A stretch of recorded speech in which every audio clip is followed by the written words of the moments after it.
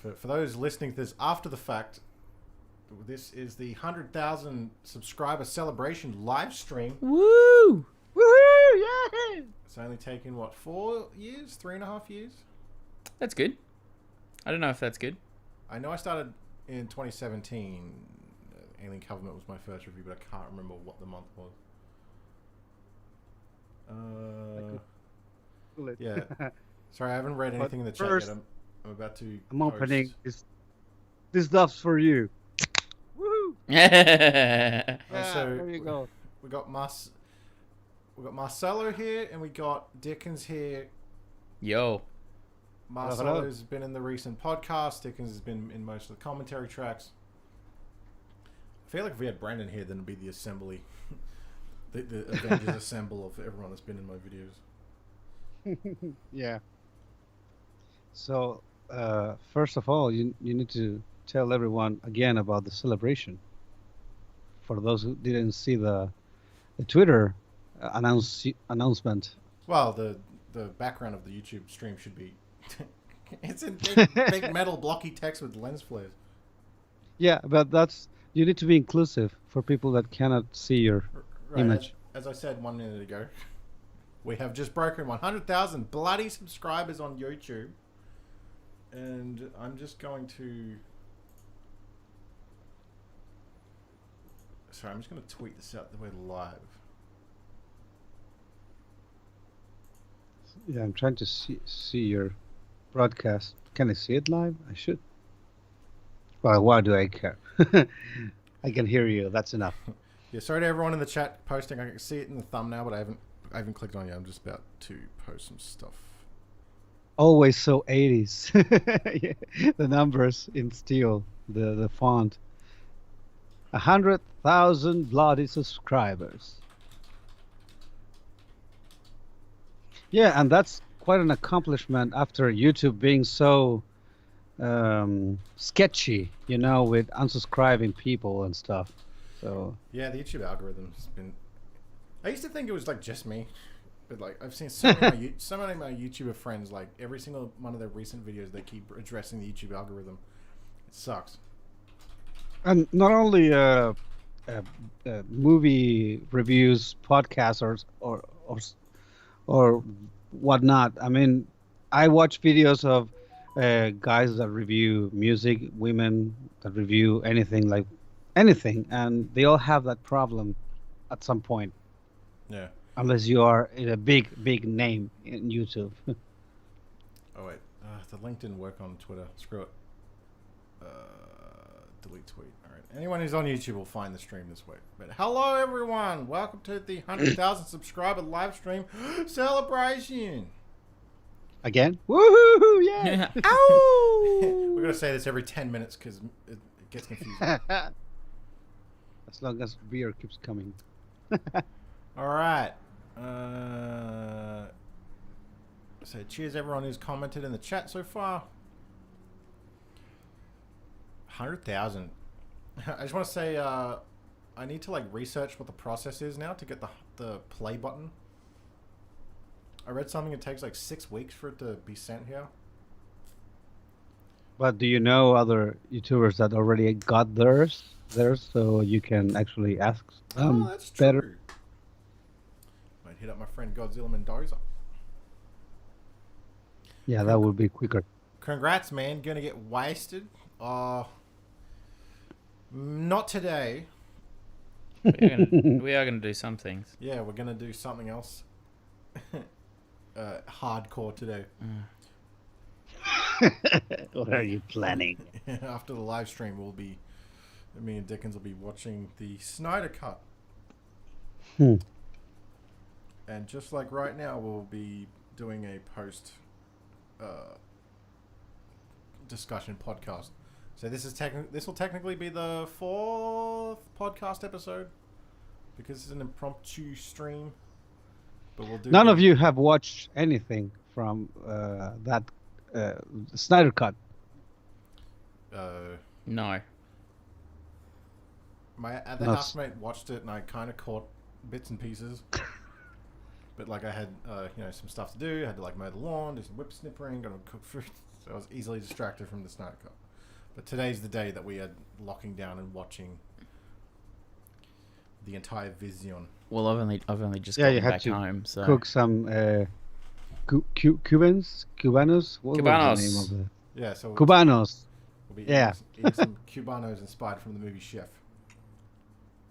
Yeah, they seem very tasty. God which damn that. I'm movie. gonna say this now is a far superior movie to the Snyder Cut, without even seeing it. And then the Snyder Cut, probably, I highly doubt it's going to make you hungry when watching it. It's like, yeah, sure, it's got dark side in it, but does got a sweet grilled cheese sandwich. don't think so. Yeah, it looks like a passion project. It's very good. I liked it. You recommended it to me, actually. Yeah.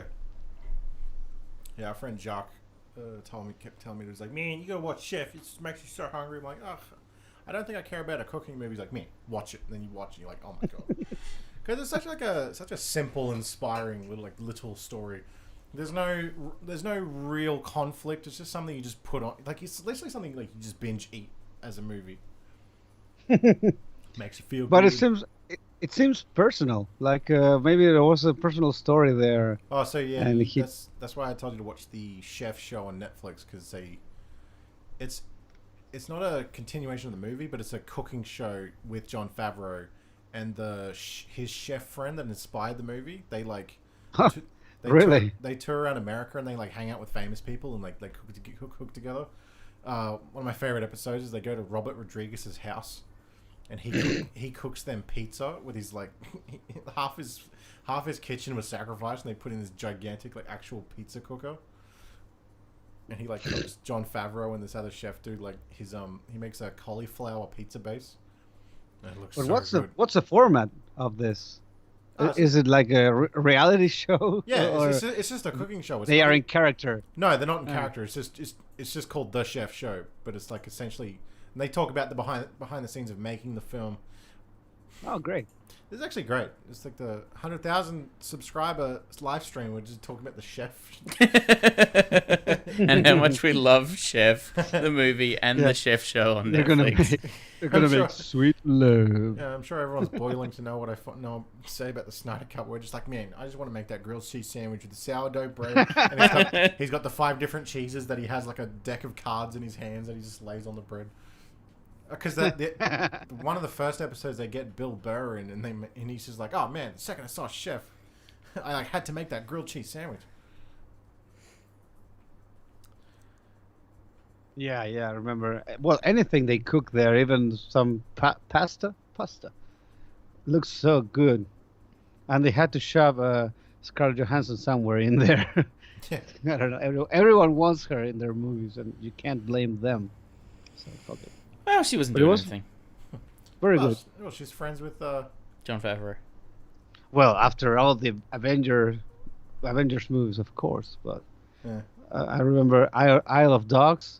I'm sure she was in there because I recognized her voice, and I asked why the character was useless. But we all love Scarlett, so fuck it. Show your face, we deserve it. I don't have a face.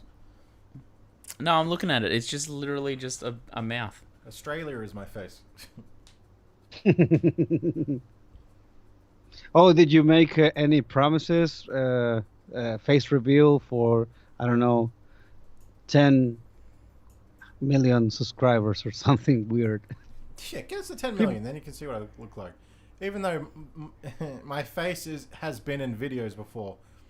Just, Yeah. no one... You just haven't been looking. Yeah, no one likes to do their research.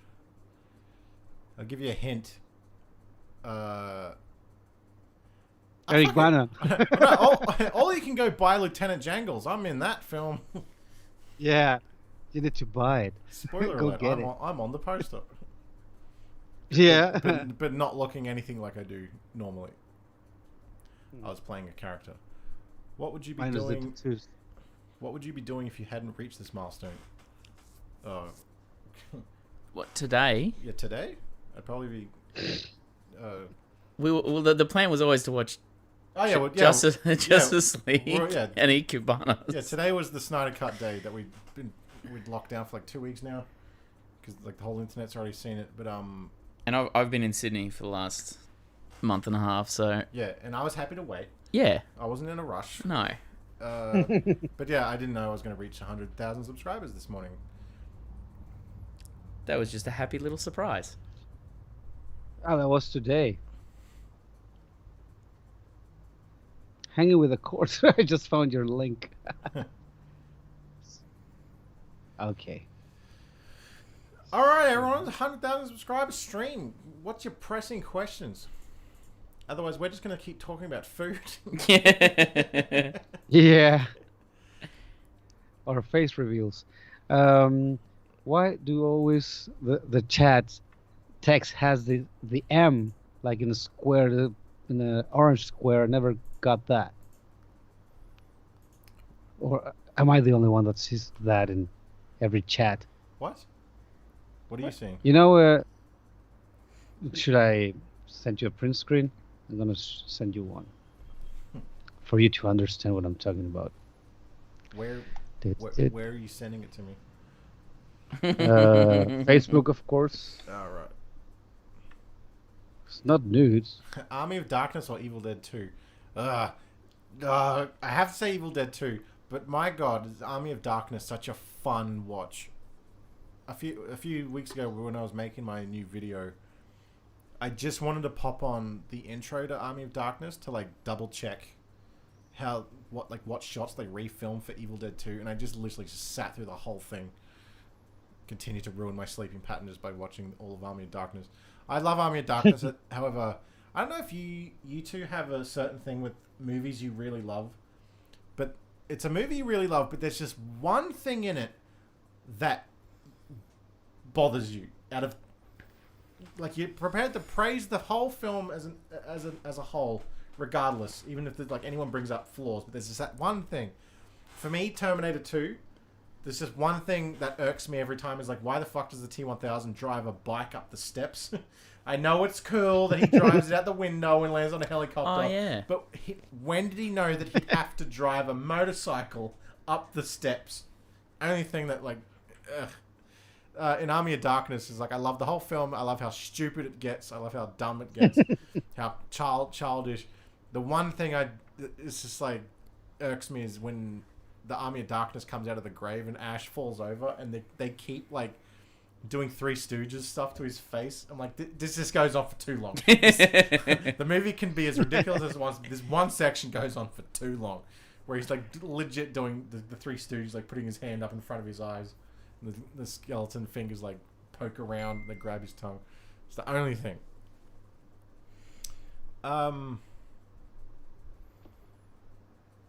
The Snyder Cut of Favreau's Chef movie. Hey, Chef. What else we got? Comments. I haven't seen the Snyder Cut yet. To be honest, I've been burnt out on superhero movies. That's pretty much you as well, and me. We've been talking about this. What are you reading? Like one of the earlier comments, how it just burnt out on superhero movies. Oh, you have the live stream open on your phone. Yeah. Wow, isn't technology amazing, kids? Yeah, I'm watching it on my screen too. And I feel like that's to miss any messages. Oh, now I see what you're saying about the M. I feel like you've probably got some auto thing detected with M because that's your logo band. Yeah. I thought it was a problem of mine. But I Well, it see probably is M's a problem. everywhere. There probably is a problem with yours. It happens in the street too. When I see billboards, The Snyder I'm Cut. self-obsessed. Evil Dead 2 or Chinese food? well, can't they be both? Can't you have both? Shit. What's Chicken teriyaki Ash Williams. now since you've joined the 100K club, we're going to do channel membership thing. Why should Oh, someone put I can do that. What was the that? Snyder Cut of It's like- quarterly effects? Well, that's the thing is like What's that? it's like doing Patreon through YouTube. Rita Atman of Art Spirit Entertainment. Oh, yes. They Yep. do that. Yep. I think they jumped on that way earlier than it became trendy on YouTube, I think. Like maybe like I like how Patreon gets to be separate. Yeah. because like yesterday we held our watch party for March. We watched Starship Troopers. It was me, Marcelo, and another Patreon. Yeah. How'd that go? Oh, it was fun. Yeah. Don't miss out. It's a very fun experience. Yeah. Got to spare $30 a month. Come hang out at the watch parties. We watch films and we gas bag for like 2 hours prior. I'm happy to answer Anthony's question here about physical media or digital. Are you a physical media or digital guy? Both? Is this you answering? You're the same. Like I'm pretty sure I'm more physical media at this point. Yeah. Like I don't even have Netflix anymore. Well, I use your Netflix. Yeah.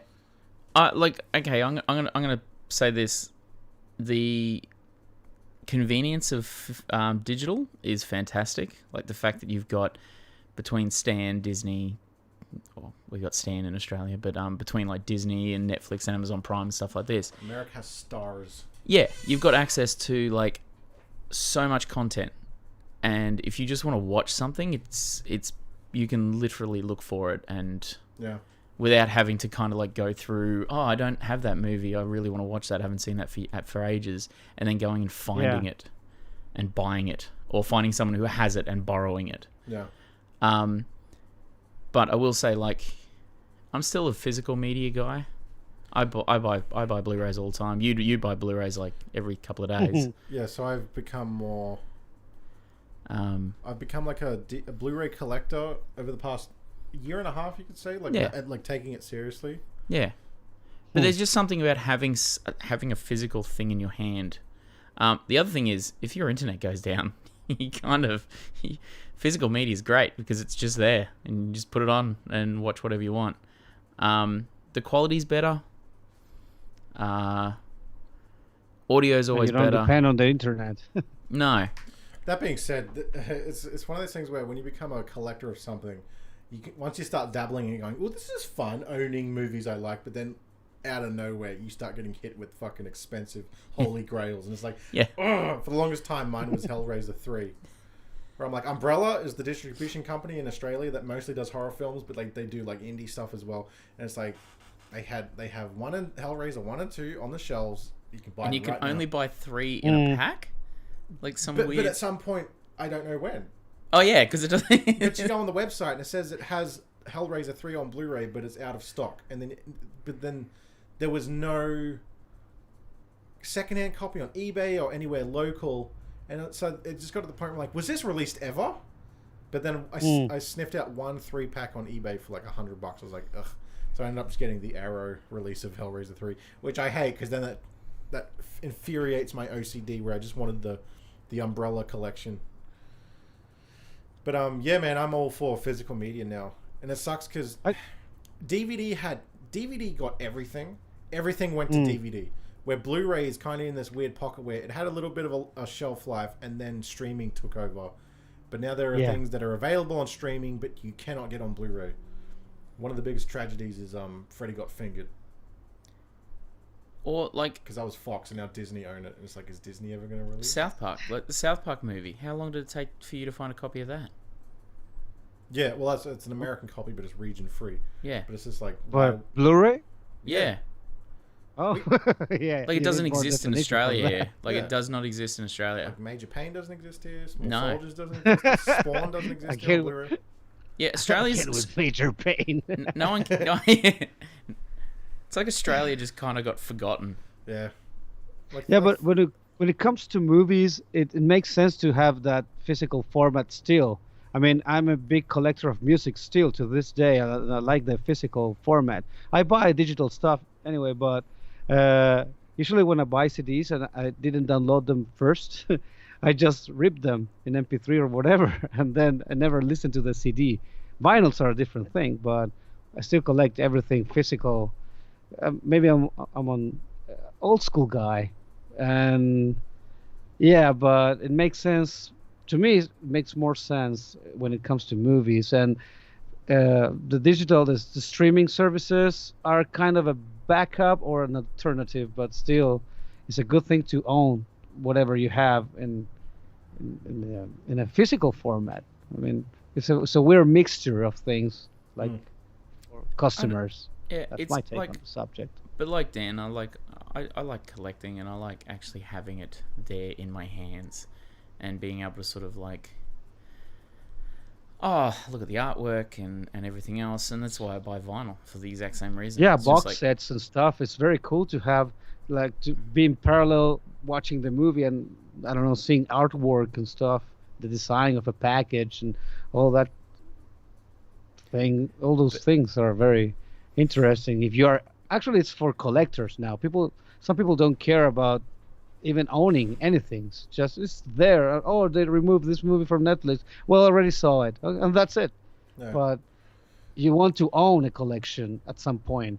Even Netflix is not that reliable because some movies have been disappearing, and yeah, they have contracts for like a year, and if the contract and then it disappears. Yeah, which sucks. Exactly. Yeah. Someone did ask, Dan, if you hadn't reached this milestone, what would you be doing? Would you continue making good content out of passion, or would you eventually lose the drive because of lack of views and subs? Well, that's kind of been something I've been struggling with for the past year. Yeah. Like the YouTube algorithm that problem really put me in like this kind of funk where I'm like, well, I don't want to spend a month working on a 40-minute like a Paranormal Activity rip-off universe video for it just to come out and like no one watches it. I kind of got to the point where I was thinking like, oh, maybe people don't like me anymore and they don't want to watch my content. But then when you get comments of like, dude, I had no idea this video even came out and I was never notified. It kind of like, it was like, shit, well, it's not, my content's not the issue. And then like once I started learning more about how like the algorithm, like if it's just not, like it's still confusing how it works and doesn't work. But like the channel's been doing so much better recently, ever since I made that panic video. But like obviously hitting 100,000 is a good like indicator to stay and keep doing this. The channel might keep evolving throughout the years like going forward. I don't know if anyone's really noticed, but I've kind of slipped out of actually reviewing movies. So for like the first, well, this is kind of the thing. The weird thing about this channel is when I first did that Alien Covenant review, it did really well overnight. Like overnight, I think I got like nearly 1,000 subscribers. I was like, oh my god, I think I'm a YouTube reviewer now. And then I went and saw, like, I started trying to review everything that was coming out, like Wonder Woman and Pirates of the Caribbean 5 and like all this shit that I wasn't even going to see anyway. I was like, well, I'm a movie reviewer, so I better go watch it and review it. And then I kind of got burnt out from that, where I'm like, I don't want to go to see Pirates of the Caribbean 5, which I was never going to see, and I have to like write and record and edit some review of it where I'm just passionless about it. Like I hated the 5th Pirates, but I was like, I knew that after the 4th. Yeah. But like having to force out an opinion, I was like, so that's why I've gone back and deleted a lot of those early reviews. I'm like, well, not out of anything I said, but it's like the second I accidentally clicked on them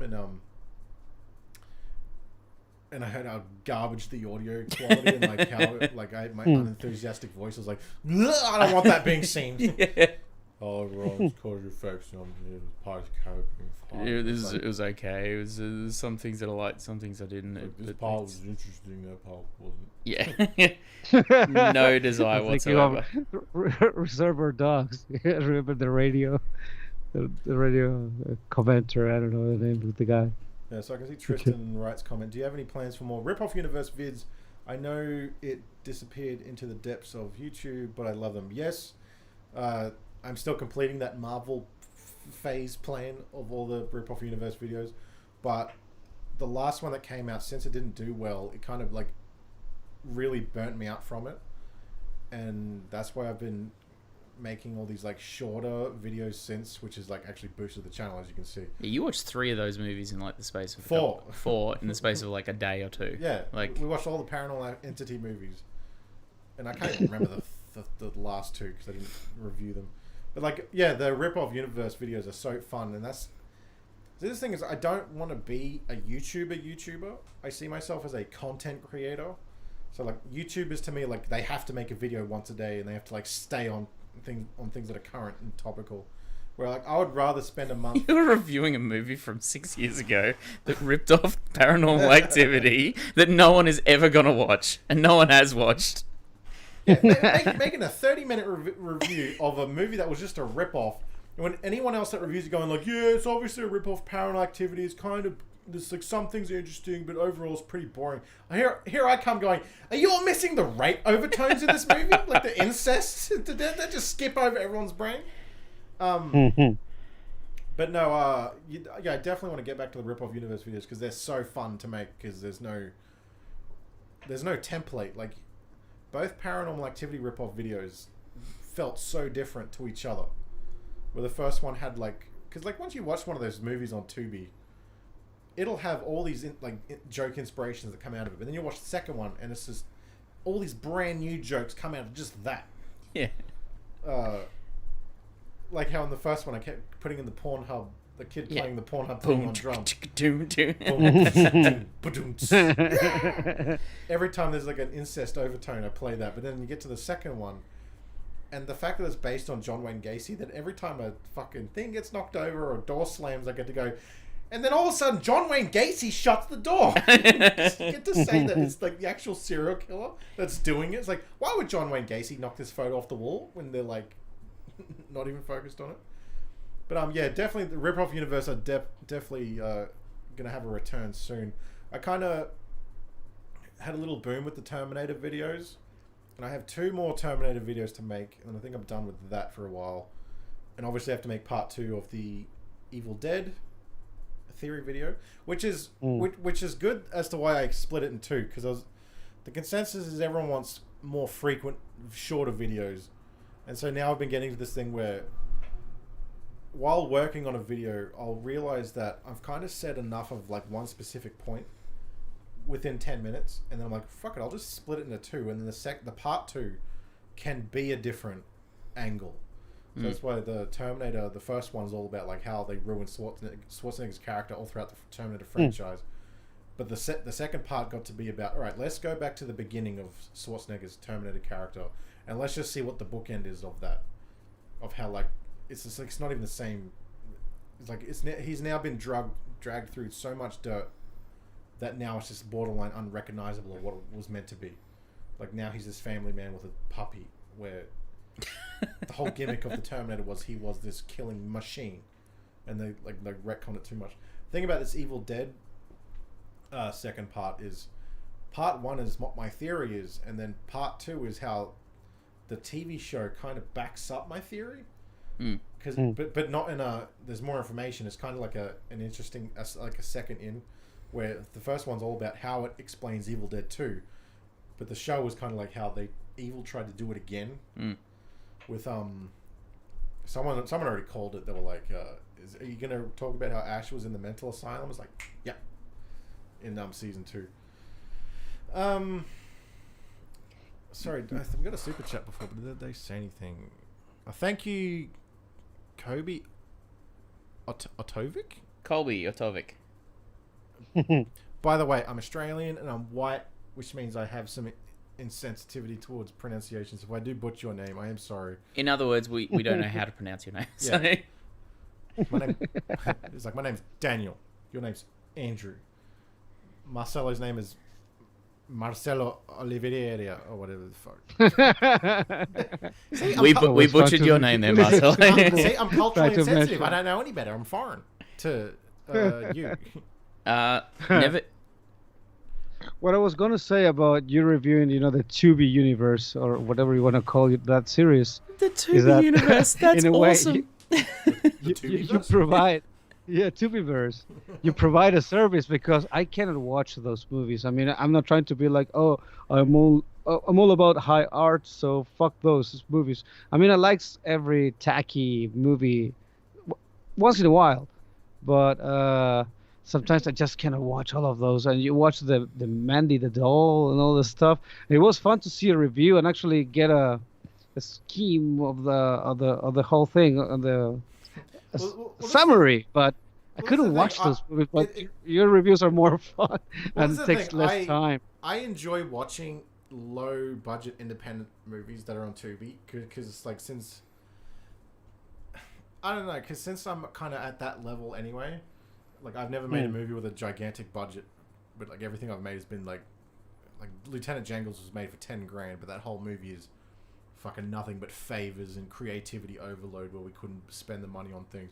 But it's so funny like watching movies on Tubi where You know what they're trying to rip off, but the filmmaking quality is just so bad. It creates better criticism out of it where, like, you know, I just went and saw Godzilla versus King Kong, and all I can say is, like, it's so dumb. Like, it's just it just feels like it's made for babies to be like, I like it when monkey fight reptile.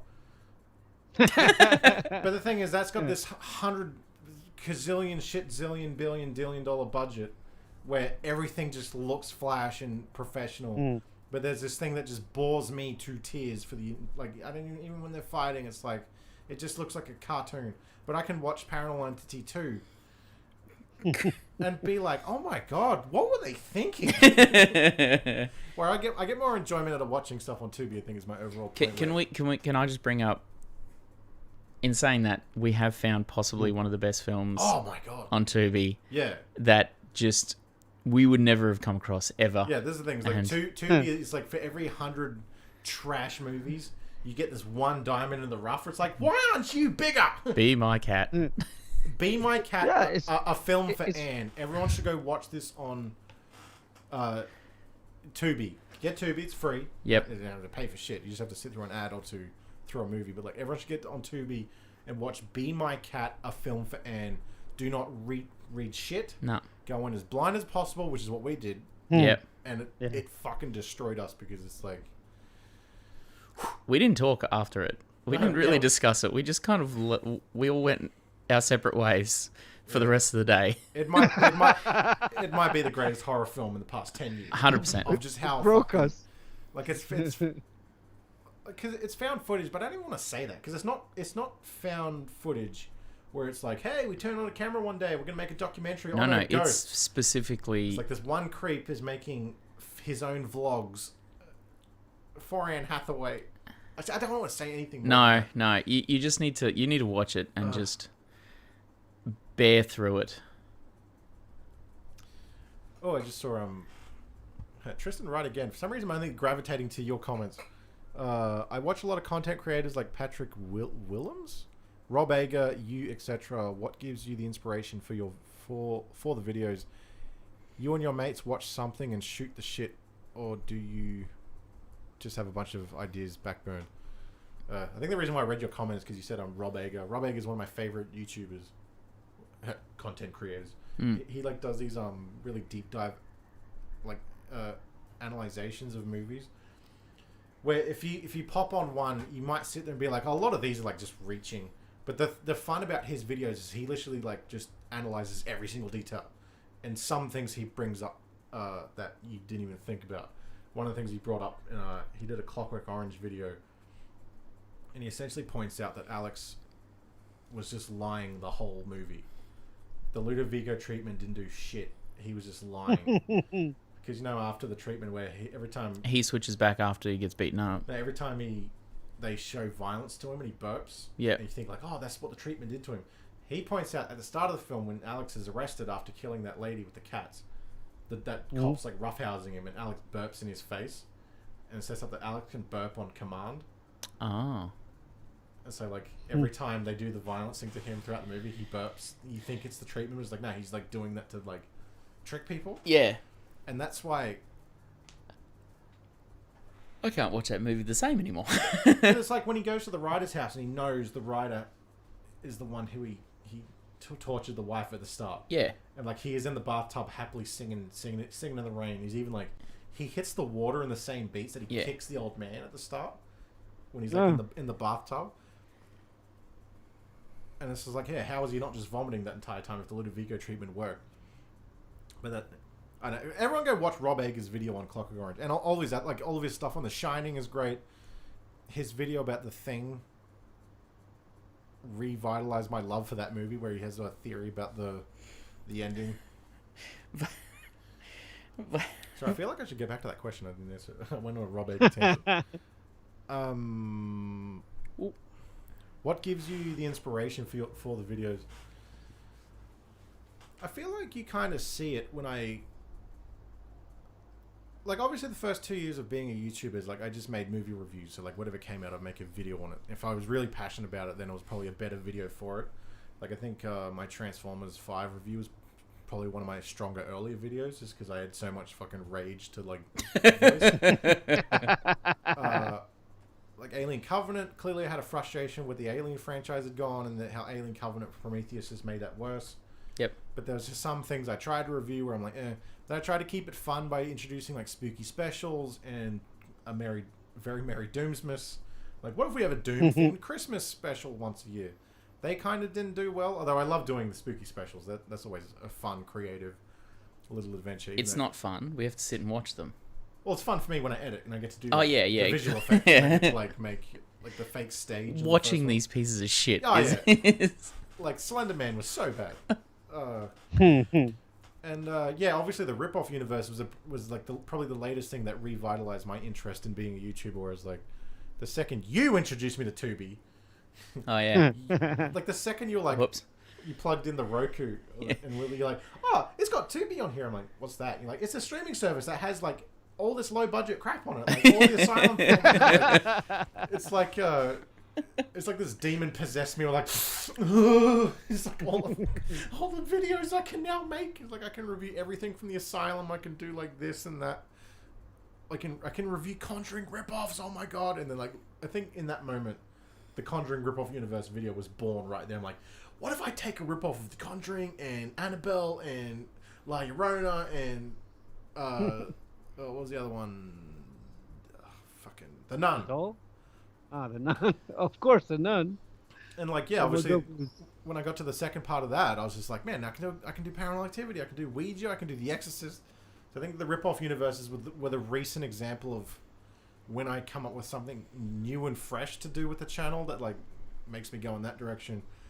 But aside from that, it's just like, I don't know, like the recent Terminator and Predator videos, I'd already addressed those issues in previous videos, but since I was kind of like, I had that algorithm panic where everyone's like, yeah, we want shorter videos and more frequent. I was just like, well, I could probably just make little videos on, like my frustration with the Predator face and the Predators, all the sequels of that franchise. Like, maybe I could just actually stretch that into a 10-minute video and actually explain my point in detail. And then it fucking blew up and now we're at 100,000. Someone did ask if you're going to review Mortal Kombat. I know you're definitely going to. Oh, yeah. That's on the roster of one of the first films I'll review this year. I was going to do Willy's Wonderland, but then that movie sucked, and I didn't want to talk about it. Yeah, Mortal Kombat, because I'm so excited for Mortal Kombat. It's literally the only film I cannot wait to watch this year. Not the Snyder Cut. No, we're doing that out of I only morbid curiosity more so than anything else. And I only saw Godzilla vs. King Kong because I got an email from Event Cinemas that morning going, oh, all the points you've made over the past year will expire by the end of the week. I'm like, fuck! Alright, what film can I go see for free? And then it was like, it was the only film... Godzilla vs. Kong. I was like, fine, I'll go watch it and spend my points. Luke1234 for $2. Please cover 1987's RoboCop. Yeah. Dude. Yeah, so that's the thing. RoboCop is my favorite film. And so long overdue. The day I make a video on it, it has to be something special. Like maybe even like an hour-long masterclass cinema. We'll see. I know you've pitched some ideas that you've been thinking about for that. But you've got so much to talk about that film. Yeah, like I'm very passionate about RoboCop. Like, yeah, RoboCop. The content about RoboCop is coming, but it has to be something special. Yeah. Where Terminator is easy for me just to bitch about now because like. It's just gotten worse. Yeah, so much worse. As much as I love Terminator, RoboCop speaks to me more. Drop the gun, you are under arrest. See, I can do a Peter Weller voice. I subbed yesterday. Wonderful. Wondering if I was the 100,000th. Maybe. I remember when you passed 10,000 subscribers. Cheers to 1 million more. Wow, that's... When the hell even was that? That has to be like the Nun days. Yeah. 2018. Yeah. Thank you, Warlock by 4. Also, thank you, Luke1234, for the $2 donation. Oh, it's his favourite film as well. Nice. Well, yeah, hang in there. Trust me, he's got a lot to talk about. Yeah. I've lived with this man for many years, and I probably know more. I've seen RoboCop a half dozen times, and I could probably say I probably know that film inside and out just purely from what Dan's told me. So yeah, man, it's one of those films where I can just quote, even though I'm just saying lines, I don't even actual quotes. Ooh, guns, guns, guns! Come on, Sam! Tigers are playing tonight. Someone's mentioned The Warriors in chat. Warriors. Now that's a film I haven't seen for a while. I want to get it on Blu-ray, but it's one of those films. No, but all you can get is that shitty director's cut that has like comic book animated panels in between chapters. It's like, no, I want a movie. Oh, so the original isn't. Is that from the 80s? You know, the Warriors? Oh, yeah, I know which one. But all versions you can get now have these annoying like scene transitions where it turns into a comic book panel. RoboCop 3 is underrated. So I have a collection of movies that they are garbage films, but they're special to me because they were the only ones that I was allowed to watch growing up. I was only allowed to watch RoboCop 3 growing up, and I was only allowed to watch Freddy's Dead growing up because they were M-rated. And then obviously later in life, I think late primary school, early high school, and I watched the originals, to which they became my instant favorites of those franchises. But yeah, RoboCop 3 is RoboCop 3 has a genuinely great scene in it, is when all the cops quit. Yeah.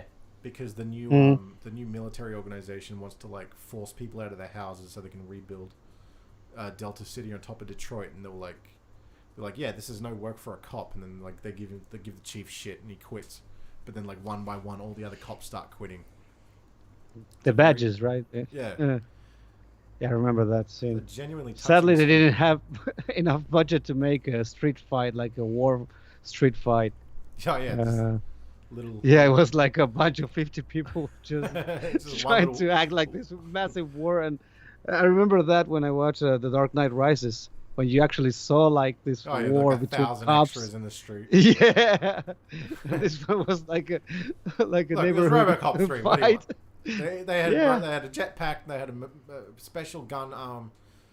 Look, RoboCop has to just drive up an entire flight of a building, car park, to the roof, and then drive off, and then crash the car, shoot a hole out of the roof, and burst through it, and just say, "You call for backup." You need that. That's where the budget goes.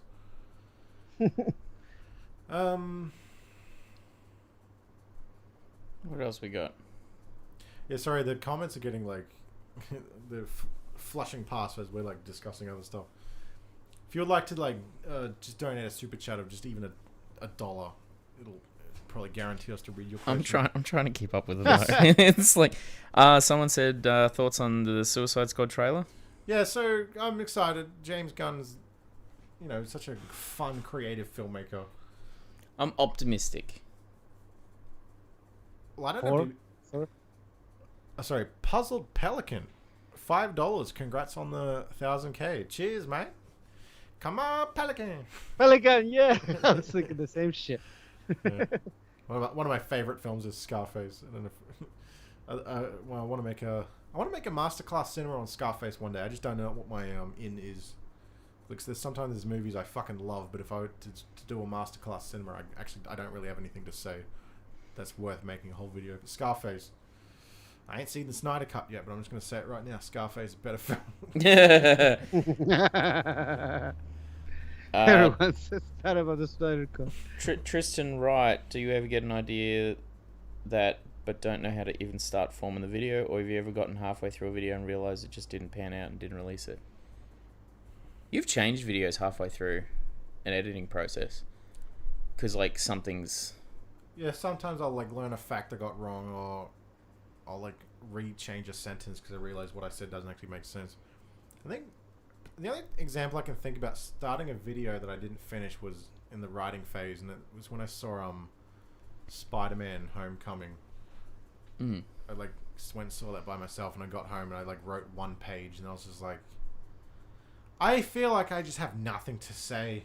Like the film was okay, nothing stood out as bad, nothing stood out as good, and I was just like, fuck it, I don't think I'm gonna make a video. That was back in the days of me thinking I had to review everything. And something I discovered was movie reviews when I started this channel were easier if I saw the film on my own and then went straight home and started writing a script. But if I saw it with friends and we have a post-discussion and I get home and I just have instant writer's blocks, I feel like I discussed everything. I don't want to discuss it anymore. I think Guardians of the Galaxy 2 was the first example of that. Is when me, Nick, and Rowan came out. So we discussed it and I got home. I was like, I don't want to write anything. I got nothing to say. That's the problem. Is like sometimes you have to fucking hate the film to like have all this inspiration to write a script. Where if you like it, the video's not interesting, and if you have a nothing reaction, the video also suffers for that. Have you seen Predator 2010? What do you think about it? I give it a 8 out of 10. Is that the Predators? Yeah, Predators. Yeah. Is that the Robert Rodriguez? Yeah, Robert Rodriguez produced. I liked it. Yeah. It was fine. To me, it's just a fan film. Yeah. Like, it's a decent fan film. It feels like fan fiction. Imagine if there was What a if... predator, yeah. and then the predator's getting bullied by these alpha predators, and they're like badass and cute. And like, what if they like, take humans and dump them on another planet, so they have to hunt humans out of humans element?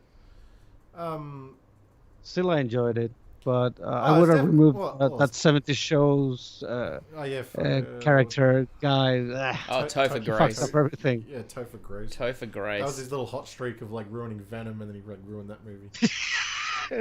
Yeah. Has he been in anything else since? I don't know. Probably not. But like, yeah, Predators was just watchable. That was also back when trailers started fucking lying. Where in the trailer they have Adrian Brody standing there and like 50 Predator lasers shot. Yeah. Like, oh, how's he gonna fucking get out of that? And then he watches just one. It's like, what a lie. I always thought that was a deleted scene or something changed in the editing room. Do you think it was a fake scene for a trailer? Maybe. I don't know. I feel like because Robert Rodriguez produced it, so his production company would have done all the visual effects and stuff. And probably someone was there was just like, oh man, what if we have like 50 things show up and then that'll like make people more excited. And they're like, yeah, we can quickly add more 3-point lasers on him. But I don't know, like that. That also happened with that Godzilla movie from 2014. They had like a whole different shots in that to me hinted that Godzilla was the villain. That's one of those movies where I was so excited for, and then I went and saw it and was like, There's a shot where like the doors are closing and you just see Godzilla roaring, and I'm like, ooh, Godzilla we can take seriously. But then in the movie, it's just Godzilla was fighting one of those bat things. I was like, this wasn't what I thought at all. Well, those movies got so much hate, Kong and Godzilla movies, but still they make more, so they must be profitable, right? Well, Godzilla. Sorry, I'm just gonna read Tristan's super chat for Canadian. $7 Canadian, which I think is roughly the same currency as Australia. Huge fan. Keep the content coming. Bedtime for this Canadian lad. Can't wait to see you at 1 million subs. Cheers, boys. Thanks for the $7, Tristan. And yeah, I don't know when we're gonna reach 1 million. I always knew 100,000 might be was definitely achievable, but I don't know about 100. I don't know about 1 million. Sorry. What did you just say? What were you about to say? About? I thought you were about to say something. I just pointed out that Tristan was Canadian. Oh, you're right. Yeah, Canadian. The first Godzilla had a nice look. Then they turned up the saturation.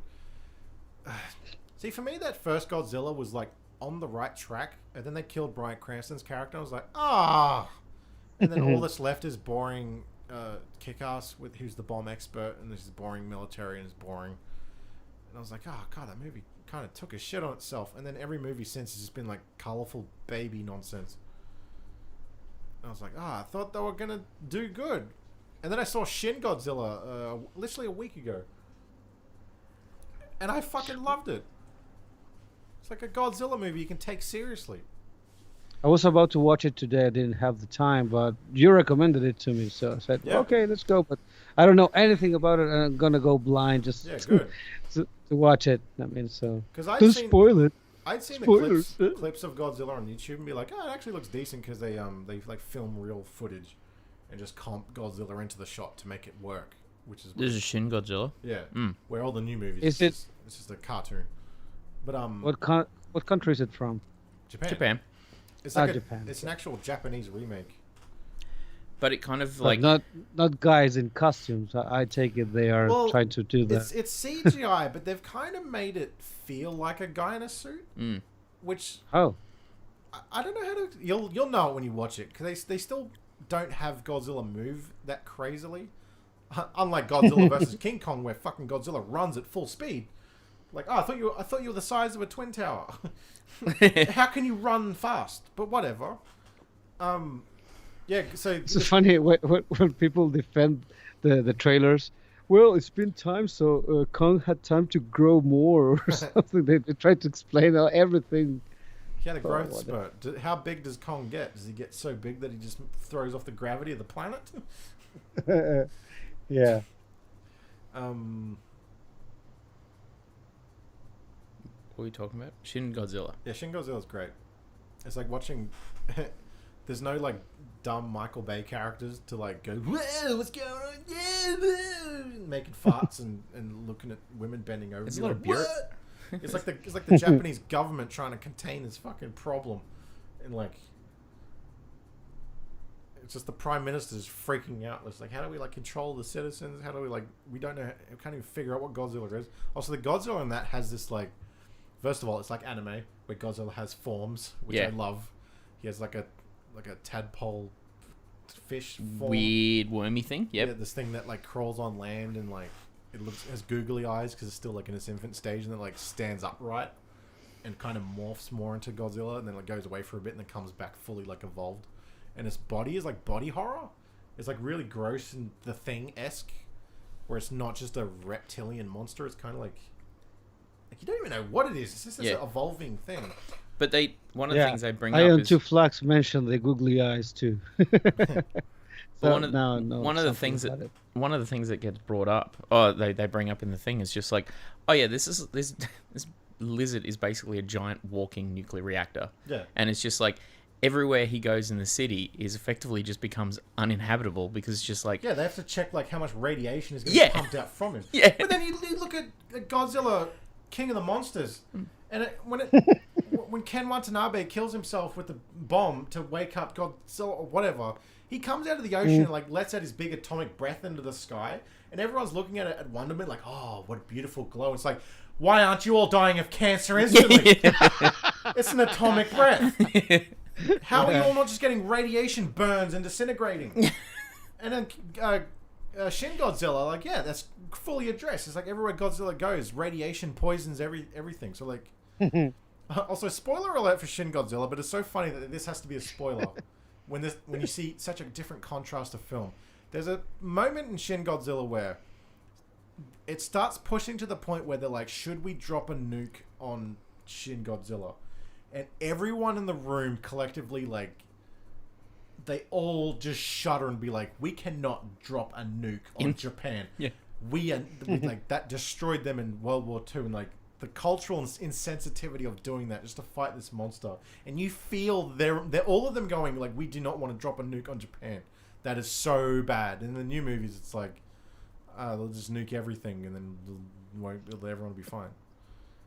Derek Davey for another Canadian, $7. Grats on 100K. I love your stuff and hope to see a lot more. I am wondering if you've seen the movie Colossal with Anne Hathaway and Jason Sudeikis. Yeah, I saw that one. No, I haven't seen it. No, I didn't understand it, to be honest. It's like Anne Hathaway is in sync with a giant kaiju monster and yeah. There's some kind of the end is metaphor or something? Nah, I hope so. I don't know, but it was weird. I fell asleep 2 times, so I had to go back and watch the part I missed, but I still didn't get it. Yeah. Anamachi TV asks, they're about to disappear, I think. This stream a one-time thing or staying on the channel? Sorry? This stream a one-time thing or staying with the channel? Well, this is the thing. I do streams randomly. The last stream I did was the Panics with the Paranormal Activity Ripoff Universe not doing well. I was like, did a live stream going, can everyone in this stream go watch it right now? I mean, like, well, I just got a. Well, that's why you're here on this podcast, because I just got a headphone splitter. So we can both have headphones on. Yay. I got one of your mics and it's plugged into my audio interface that has 2 microphone inputs. So that was the whole point of getting that, so I could start doing live streams more regularly and podcasts and have a guest in where it could actually be a nice setup where we both have headphones on so we can both hear each other through the mics. Only problem is I've been not here. Yeah, you've been in Sydney for 6 goddamn months. But like, yeah, well, I want to start doing them more. It's just like, I know, the time zone is something to like keep in mind. Where it's like, yeah, I'm not like I love doing live streams. They're always fun, but like I just for some reason just never find the time to do them. But today just seemed like such a great opportunity because like we're celebrating. And Anamachi, one other question, Anamachi TV, about obscure or mainstream stuff. Are we all in agreement that obscure, unique, nuanced films are better than mainstream normie garbage that studios bank on everyone seeing? I would say 100% yes. Yeah. Yeah, I wholeheartedly recommend Shin Godzilla, even though it's fucking boring and dry. Yeah. And over the new Godzilla. Yeah, because the new one is just like Michael Bay farting in your face for 2 hours. I feel like that's what the Snyder Cut's gonna be. So that's why I said like don't watch the Snyder Cut, watch Scarface. Scarface is a bigger epic film with believable characters and like actual like rise and fall. It's a nice adventure. Are you selling something called corduroy underwear? Hey, you asked about, has anyone here ever put in a pair of corduroy underwear? I'm intrigued by it. As in corduroy, the material? Like the ribbed material? Man, I don't know what comments you guys are reading. The guy's, hey, you. I assume it's a guy. But I thought it was I see playing with Eddie Furlong's pronunciation. Corduroy underwear. Corduroy underwear. That's cool, man. Yeah. Got a YouTube channel, man. I'll have to check that out sometime, man. Yeah, drink every time he says yeah. Oh, should we explain to everyone in the chat that story, I guess, as to why Eddie Furlong was in my video? Yeah, before they keep saying that you paid for it. Yeah, well, I didn't pay for it, even though it was for me. So it's all your fault, Marcelo. Oh well. You giving me the Oh well, man. you gave me the greatest birthday present this year. Without giving Marcelo's whole life story away, like long story short, you got some cash. We'll just put it that way. And Antonio Montana. It gets to my birthday, and you like lined up the time zone to where you when you knew it was the right day, January 8th, you were like, "Hey, happy birthday, man!" I'm like, "Ah, cheers, mate." And then you're like, "Your cousin Carrie wants to say hello." I'm like, "What?" And then you send me this video with some like a 30-year-old looking ish woman. I'm like, I don't know who the fuck that is. And then I press play and it's like, "Daniel, happy birthday! Marcelo said it's your birthday." I'm like, she's like, "It's Newt from Aliens." I was like, "Oh my god!" I'm like watching Newt from Aliens say my name, wish me happy birthday, say I have a YouTube channel, and that's awesome. Like, oh no. And I was like, "Wow, how much did that cost?" And you're like, "It doesn't matter." Anyway, your cousin Eddie wants to say hello. And then just the second that... Wait, I said he's kind of wacky, but he loves you. Because I already saw the video, of course. Once that second video popped up of Eddie Furlong, and I was like, "Oh my fucking god!" And then he's just like, "Daniel, what's up, man? Marcelo, man." And I'm like, I was just laughing my ass off, but also like embarrassed because like my childhood is wishing me happy birthday, but he's also ruining Terminator 2 at the same time. Yeah. He's like, "Hey, there's no favor what we make, sucker." Yeah, no favor what we make, sucker. I'm like, don't say sucker. Don't add that other thing in. And then I was just like, "Oh my god," I was so burnt out. And then you were like, "Oh wait, now your grandpa Michael wants to say hello." And then fucking Hicks from Aliens shows up, which was the sadder one. Yeah. That's why I told you he was in the hospital. Yeah, he kind of filmed it first thing in the morning, laying on his back. He's like, "Hey, Daniel, this is Michael Bean." And he has many videos like that, like lying down on his bed, just recording himself. And what I think the thing is, you said to them, "I was a young filmmaker," which that would have made them probably think I was like 17, fresh out of high school. He's like, he's a young filmmaker and he has a YouTube channel. And I was like, where I'm like, I'm a nearly 30-year-old man. I've been making films for 10 years. And then he's just like, I'm from Aliens. I'm from The Abyss. I'm like, I know this. I know what films you're from. Well, you're all kids to me. I'm old. Not by much. But then that ended and I was exhausted from like my childhood being condescending to me. Like, yeah, you got a YouTube channel? That's cool. And then all out of nowhere, you're like, no, now your grandpa Peter wants to say hello. And then, bam, fucking Dr. Peter Weller.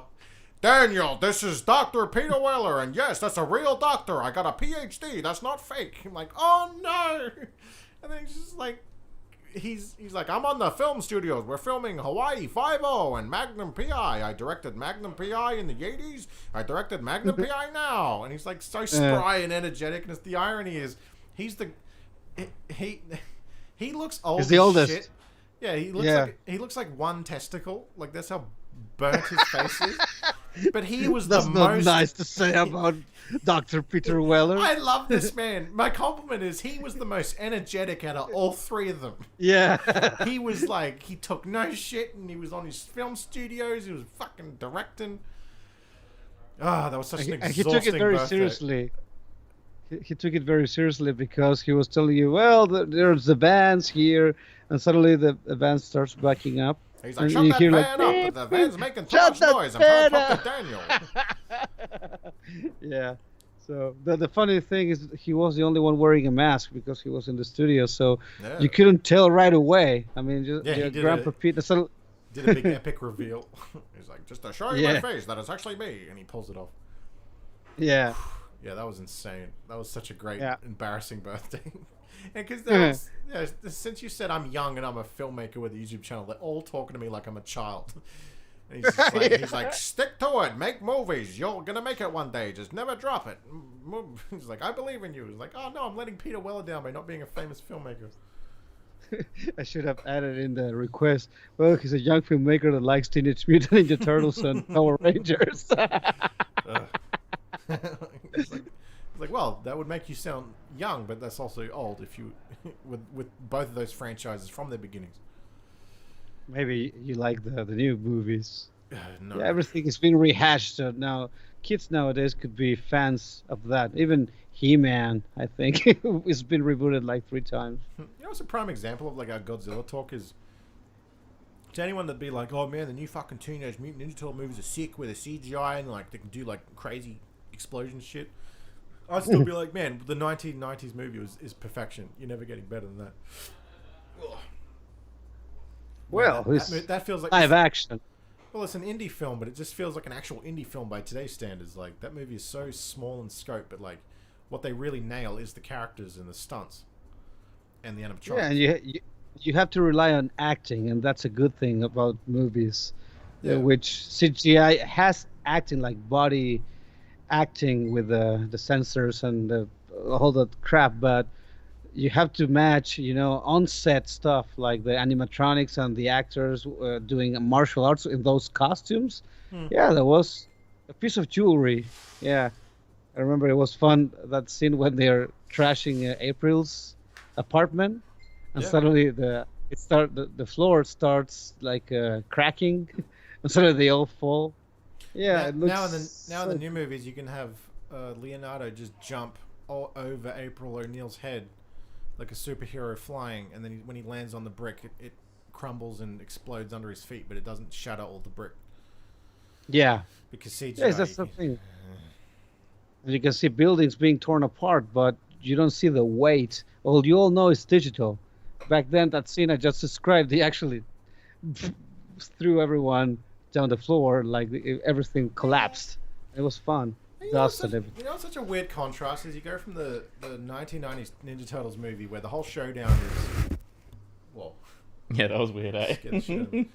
The showdown of the first movie is literally 4 turtles with each of their specific weapons fighting Shredder, who just has he has a staff with metal spikes on the end.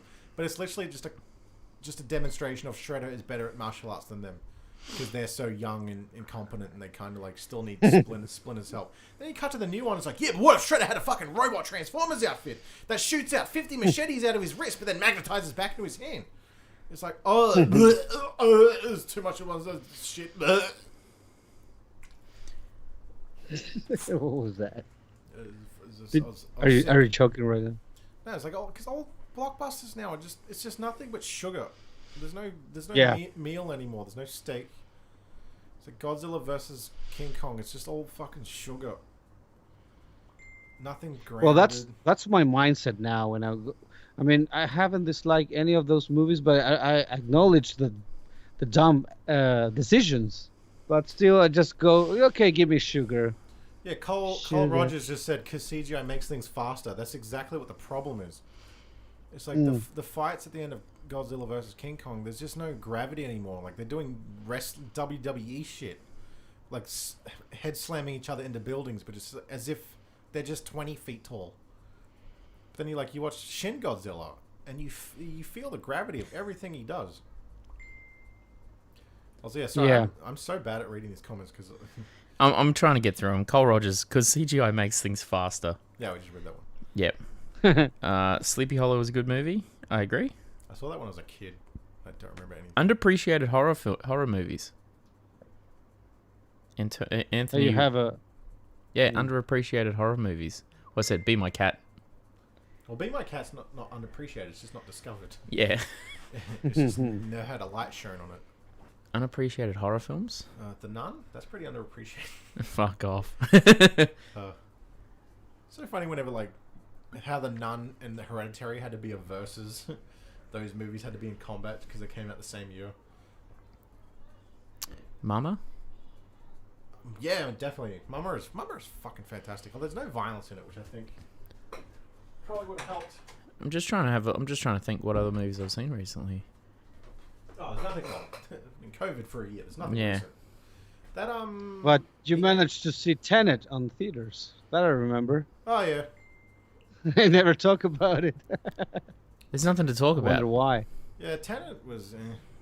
It's got this thing. Where I just feel like Nolan is like he now knows how powerful he is in Hollywood. He's just like, fuck it, I'm gonna make a film to alienate the audience. He's like, just watch the sci-fi gimmick. That's what you came for. He literally didn't even give Denzel Washington's kid a name. He's called the protagonist in the credits.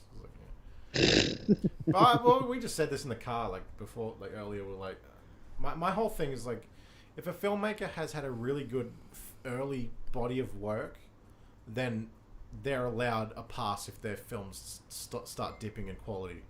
James Cameron's a big example of that, where everyone's like, oh, all he wants to do is fucking make Avatar shit, even though he's only made one. Yeah. He made one 10 years ago, but everyone yells at him like he does, like me with the commentary tracks. Everyone's like, oh, I hate the commentary tracks. I want normal videos. Like, I haven't posted a commentary track in 6 months to YouTube, but sure, that's what I'm known for now. But yeah, James Cameron gave us so much great stuff in the early days that now he can make his fucking Avatar movies. I don't care. Like, and Nolan gave us plenty. Yeah. Like, the Dark Knight trilogy is such a fantastic, wrapped up, nice story. Like, yeah. Like, oh, I wish they'd make a fourth one. I don't want that. I'm happy with that self-contained story. No. But actually, they wanted to fit that Batman in the Snyder universe. I don't know. They wanted to mix that with Man of Steel. It would have helped. I don't know. Like, I mean, I don't see that Batman like Christian Bale Batman fighting aliens. I don't know. Well, no. If they incorporated that would be a good like need to bring Christian Bale back, because it would be something brand new. But the problem with the new movies is Ben Affleck's Batman is 20 years into being Batman. He's been through all of his rogues gallery that we've also never seen in film yet. It's like they've brushed past like the Penguin and Mr. Freeze, and I'm assuming like that whole rogues gallery. But like, I don't know. I like the Dark Knight trilogy. I like Batman. Batman Begins is my favorite Batman movie. 100%. Batman Begins, I want to do a masterclass cinema on one day. Batman Begins is the definitive Batman movie. Yeah. Dark Knight is the definitive I like Batman Joker Returns film. better. See, Batman Returns, I'd say, is the definitive Catwoman movie. Yeah. Like I don't know. There's something about the atmosphere, the ambience, with the story. Everything is encompassed. I mean, at least to me. But of course, I like the Nolan movies. But yeah, the first one felt more like a very well wrapped up package, and the second one was like a great movie with the Joker and some guy dressed in black with pointy ears running around. I still liked it, but it was exhausting.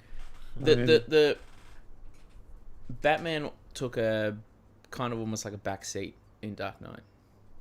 Yeah, he wasn't the main focus. I disagree. I reckon he's pretty integral to the Dark Knight.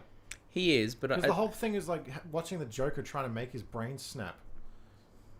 But all the sub characters, I felt had more screen time, had more to do. I don't know. It's just the Dark Knight is such an interesting thing to keep reprocessing, like after its hype has died down. Well, like, I don't know. I just love how the conclusion of that is Batman has to take the fall for this one thing, because the Joker will win. Yeah. And like for that to be like a big inner conflict of Batman's character, to be like, fuck it, just say I killed them. Yeah. Like that is that's why I say he doesn't take a backseat, because you can't. If he took a backseat, that wouldn't even matter then. Yeah. He would have just been like, I punched Joker in the face, but it turns out he still won. Where he's just like, the whole movie, he's like, fuck it, I will turn myself in and reveal my face if it fucking stops this cunt from blowing up hospitals. Like that is such an incredible like character thing for Batman that none of the other movies really touch on. One of my favorite plot points in the Dark Knight. Batman Forever. Okay, but was that Batman or more Bruce Wayne? That's fucking same shit. Yeah, to a degree. So But that's the thing is, every other movie, it's always like, oh, Batman does this, Batman does that. Even in the Dark Knight trilogy, even when he's wearing the cowl, I'll be like, oh, what's Bruce thinking? Like the Dark Knight trilogy to me is how I can like finally take Bruce Wayne seriously. Yeah, he's not just like the playboy philanthropist. Like, well, I don't know. It's like every other movie. It's like you just clock in time until he puts the costume on. Where even in the Dark Knight, it's compelling that he will drive his Lamborghini into the fucking truck to save that dude. Like every other movie is just like, shit, Joker's doing stuff, better get in the costume. Penguin's doing shit, better get in the costume. Where the Dark Knight kind of changed that. He's like, he will do shit as Bruce Wayne. But he was riding a Lamborghini Murcielago, which is bad in Spanish. That exists, actually. I remember that detail. Well, Eon Flux agrees with me.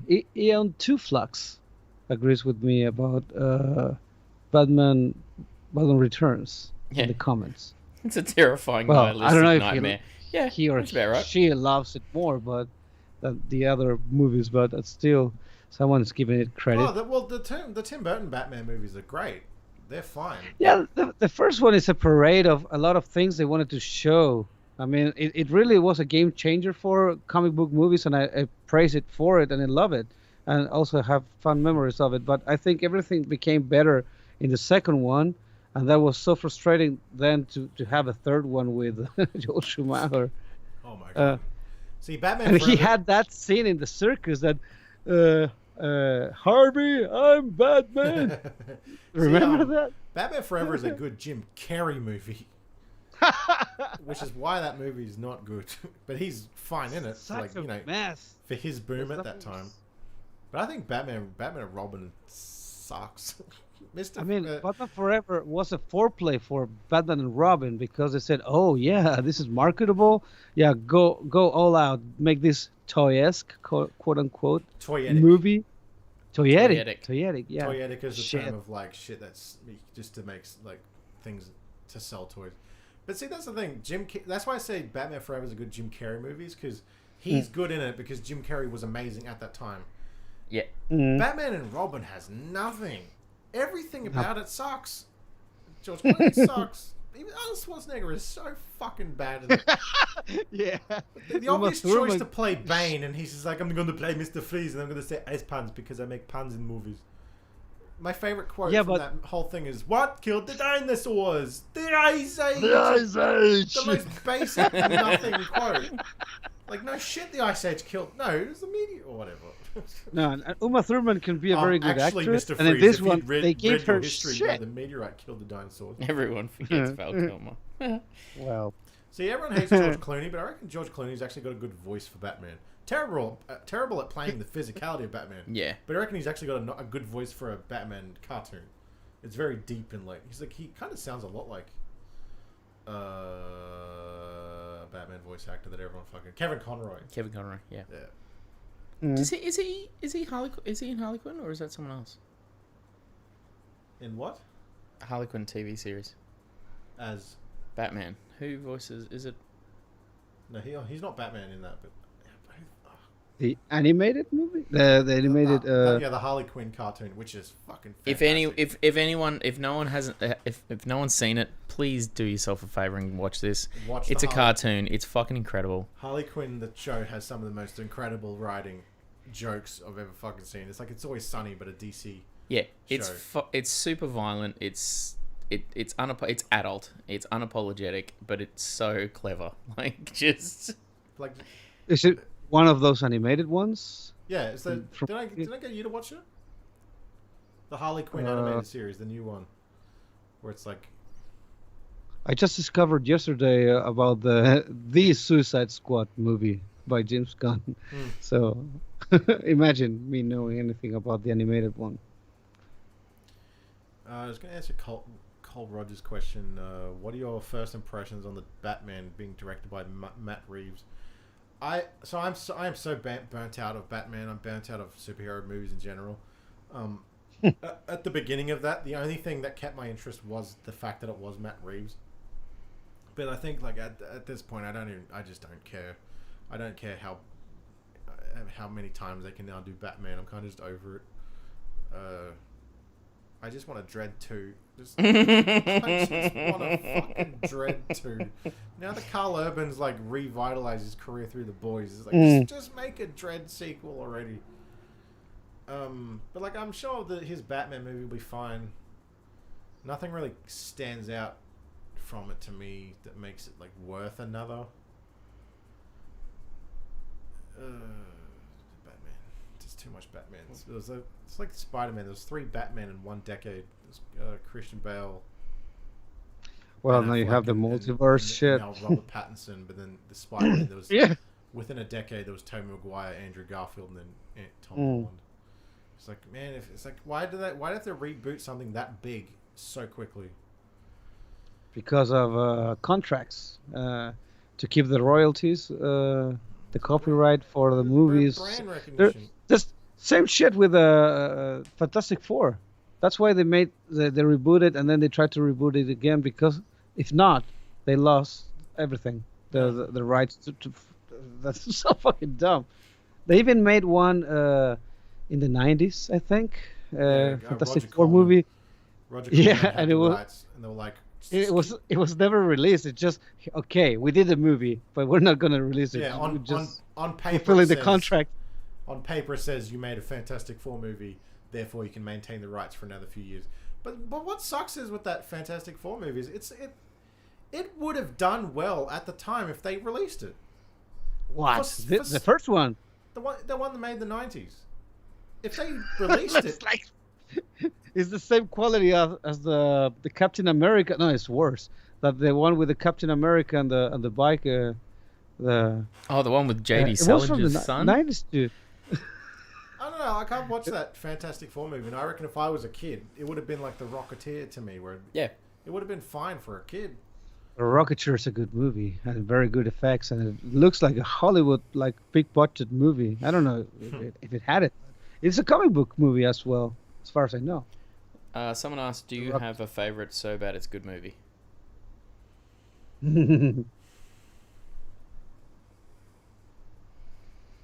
Such a hard question for me because I just never retain those to memory if I think they're bad, but enjoy them. Maybe look to the Blu-ray shelf. Yeah. So bad it's good. It's a bit of a loaded question. Yeah, I don't know. Maybe those are meant to be bad. Yeah, I'd say that's why they work.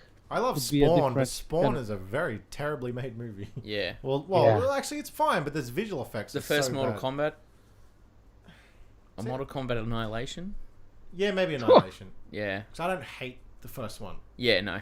The first one is such a fucking... There's no fat in that movie. It's no. Just bang, bang, bang. There's just no violence. That's the problem. There's no grit. Well, we're almost April. Is right around the corner, so that means the new Mortal Kombat movie would be released in some platform, right? Well, for those wondering, I'm not doing an April Fool's video this year. I just had no fucking strong idea I wanted to do. Plus, I ran out of time. We may have talked about something, but well, there's always ideas, but then to try to you've done plenty of Terminator movies. You didn't want to Terminator videos. You didn't want to do another. Like one idea was there's going to be just release a video with a thumbnail is the Snyder Cut, and it's just called "I Was Wrong," but the whole video is a review of Red Letter Media's Space Cop. But you just talk about it ominously, like you reference things in it that can literally go both ways. Yeah. right again, be like, I was wrong. Space Cop's fucking brilliant. And that's where the video is. We get those ideas all the time, but to actually write and record and edit a whole video of just that, sometimes I don't know. Next year we'll see. Lilo and Stitch, you need to get that on Blu-ray. Yeah. Don't you mean Venom? Yeah. My Venom review where I point out how Venom ripped off the plot to Lilo and Stitch. One of my favorite moments. Miami Connection. That's Yeah, but that movie's just good. Yeah, that is. Yeah, that movie is actually just good. Nothing wrong there. That name. And I already think of the song, the theme song, the main song. The dramatic scenes in that movie. This guy crying. Oh. I remember those parts.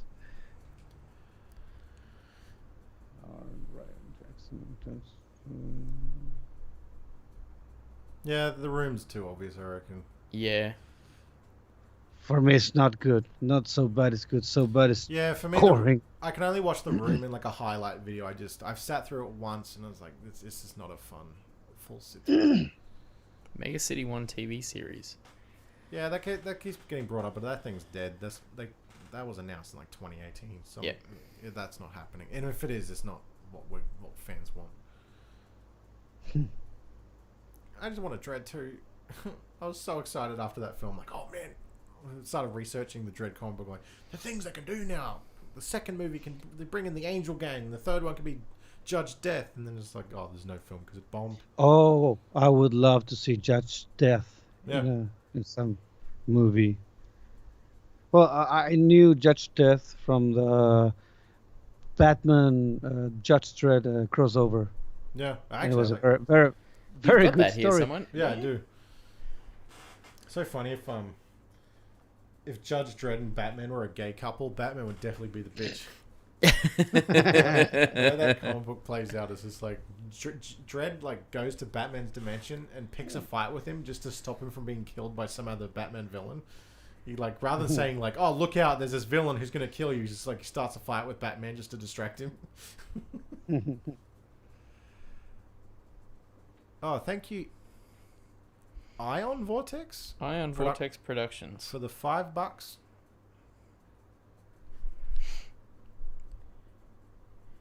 Runaway with Tom Selleck. I watched Runaway with Tom Selleck recently because it's on Amazon Prime.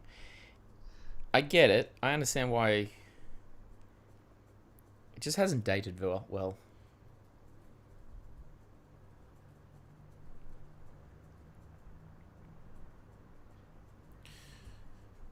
How many subscribers we're at now? Oh my god! I still see 100,000. This is why, the April Fool's videos have to be sparing when I have a strong idea. I'm still so proud of that Jaws, the revenge video, because that's been an inside joke I started 10 years ago. I'm the only one of my friends that has seen Jaws 4 enough to fucking bring out that reach of a theory. Because it makes sense. It's like, why the fuck would someone ring the police station at midnight and be like, "Oh, there's a log in the river, take it out"?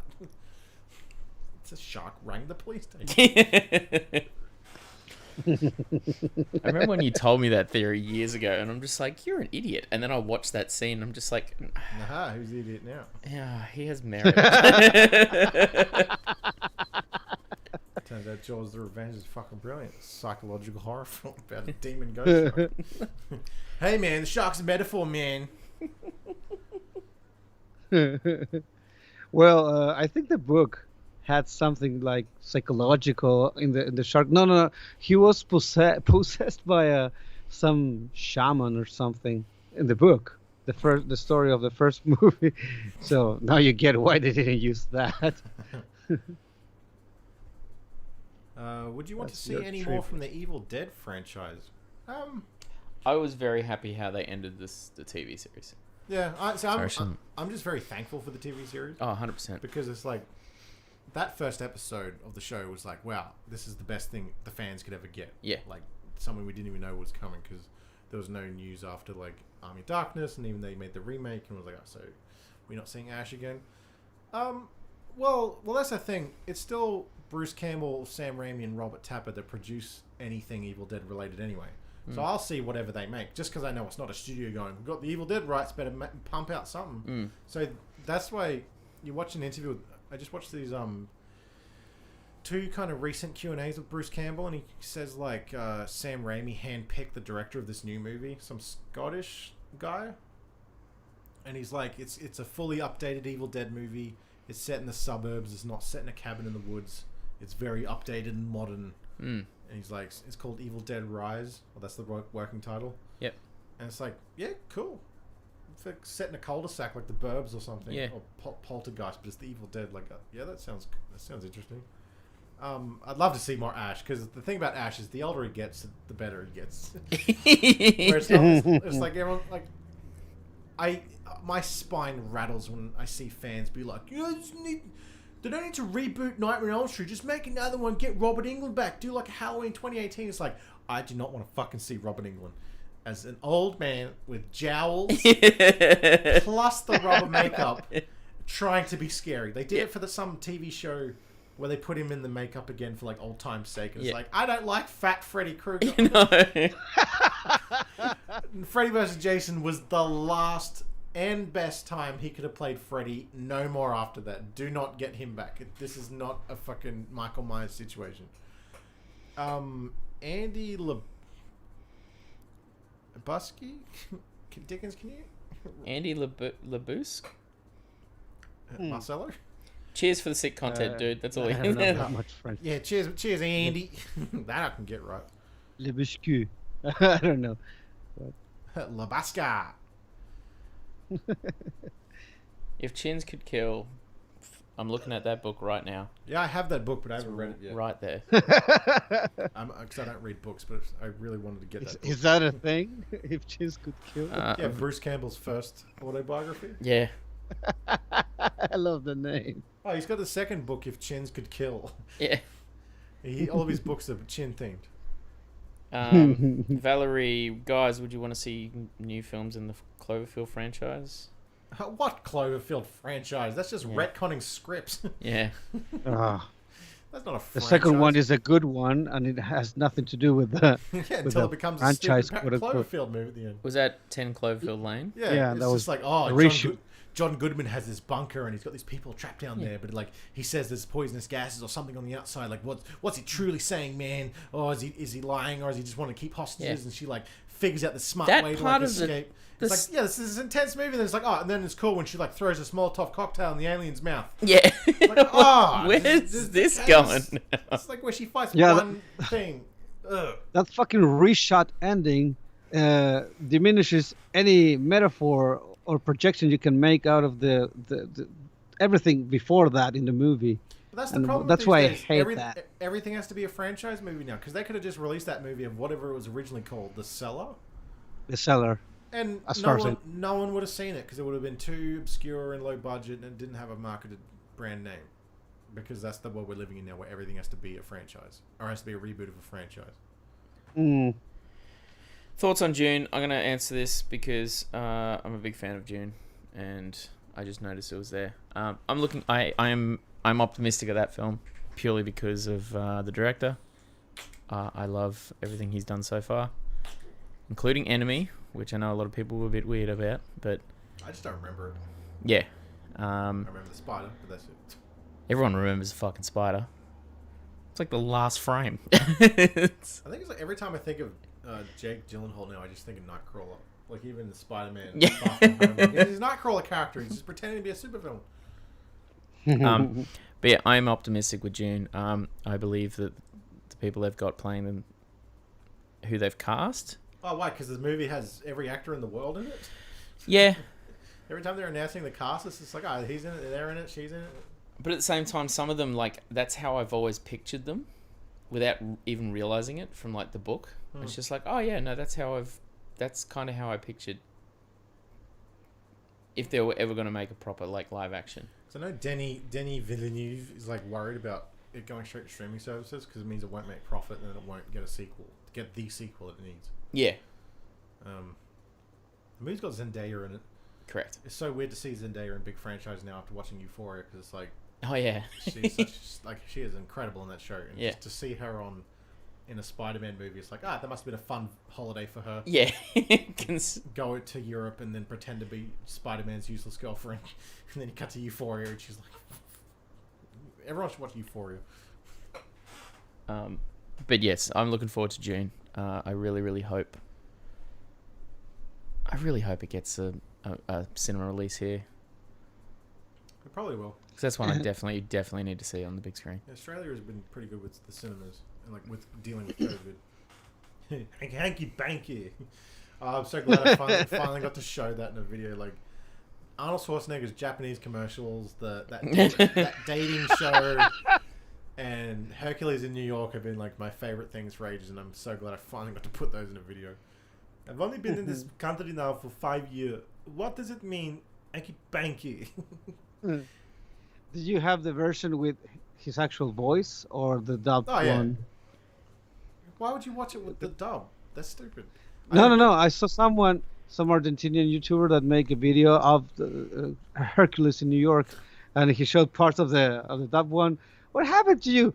I don't know. That's like a weird voice. That doesn't fit this hulky guy. Well, that's the thing is you watch the original dub and it's just as bad. Yeah, it looks weirder than Arnold's. He's like, I am Hercules. Because I finally got to realize what he was actually shouting when he's shaking the woman. He's like, it's beautiful, it's not ugly, it's what human bodies meant to look like. Whenever I see that scene now, we'll remember your fucking video. Watch it like 3 I just times. want to terminate the movie that I can take this.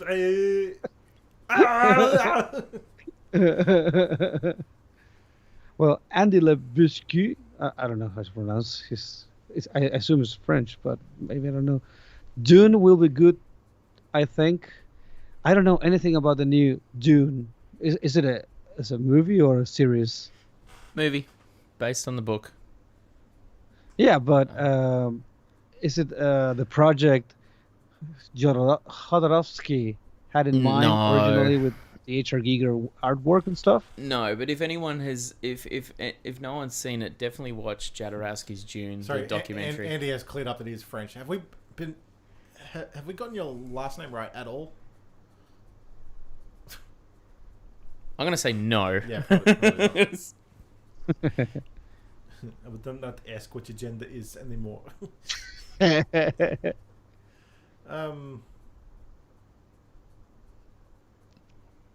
is French. He just said it is French. Your Arnold is too good. Amazed you got him on the channel. Could you put your name in a phrase, please? Oh, he goes, I'm Aussie though, and no, all wrong. We got the Andy bit right, surely. Oh yeah, we'll just stick to Andy. Andy Dufresne. Male feminist Terminators will terminate this franchise. Well, they already did. I can't see them making a Terminator sequel anytime soon. We all got his name wrong, by the way. He just said it. Yeah. God, Can you imagine Schwarzenegger coming back He's again? Australian. Huh? Can you imagine Schwarzenegger coming back again? I hate how fans are even like, oh no, just make another one where he plays the human that the skin's based on. It's like, why? But as old. Yeah. Also, what is the story? It's like, yeah, Skynet took my DNA and they're going to make the robots about me in the future. Well, the story about that guy in the cutscene of Terminator 3. He's like, ha! Yeah. Look, it's me. But see, that's the thing. That's only an explanation you put in a movie because Arnold Schwarzenegger has had to come back so many times. Why does there have to be a human that any skin Skynet grows is based on? When Skynet should be pumping out Terminators that all look different. Yeah, why do they keep making the same goddamn Terminator? Why is Skynet stupid? Yeah, it's an infiltration unit. You don't have many twins to go around. Yeah, make one. Why don't they just make a Terminator that's fucking Danny DeVito? Why Why don't they make a Terminator that's Betty White? Oh, give me a hug, you little whippersnapper. They just snaps them. Yeah, or they just like 50 T1000 blades shoot out of them while they're hugging you. Why is Skynet dumb? Well, they tried to do that with a T1000. They could be anyone. Cordz taking like 10 minutes to answer a quick question. What was the question? I can't even remember that now. Coke or Pepsi, I think. Oh, Pepsi. Larry T asked. Yeah, there you go. Not taking 10 minutes. Someone said Dr. Pepper. I'd go Dr. Pepper. And this live stream is not endorsed by any. I had me about 15 Dr. Peppers. Forrest Gump goes to and I went to the White House again, and I met the President of the United States again. Lieutenant down, that's ground. Dr. Pepper or Cheez-Its? Ah, Cheez-Its, my favorite drink. My favorite cola. What do you think of Buckaroo Banzai? Do you see that being remade? I don't think it needs to be remade. I don't think it needed to be made in the first place. I saw Buckaroo. One of my film school lecturers lent me a whole bunch of movies when I was in film school. That just to things to watch, and that was one of them. I was like, oh yeah, it's a fun little movie. Downloaded the theme song at the end. I was like, this is cool. But I feel like that's just one of those movies made in the 80s where yeah, let's just make it wacky on purpose. And they kind of it was too much stuff. But none of it was specific enough to, I don't know. Buckaroo Banzai's fine. Arnie or Annie? What's with these all questions? What am I, watchmojo.com? Grapes or apes? Bill Clinton is a Terminator. Who is asking the hard-hitting questions? Give me a blowjob. I promise it's not a Terminator Spark. I'm going to go back a bit. Ian Vortex did ask us about District 9 sequel. Oh, yeah, I saw that question, but I took 10 minutes to not answer it. Yeah. Yeah, we're the only ones that brought up District 10. But to me, it's just like, why the fuck not? Yeah. That is such exciting news because District 9 is such a horrifically original movie. Yeah. And I would love nothing more than a sequel to that because I don't know what a sequel to that is. Yeah. Even if it's... Because it's been too long to just make it beat for beat. Because the way that movie ends so...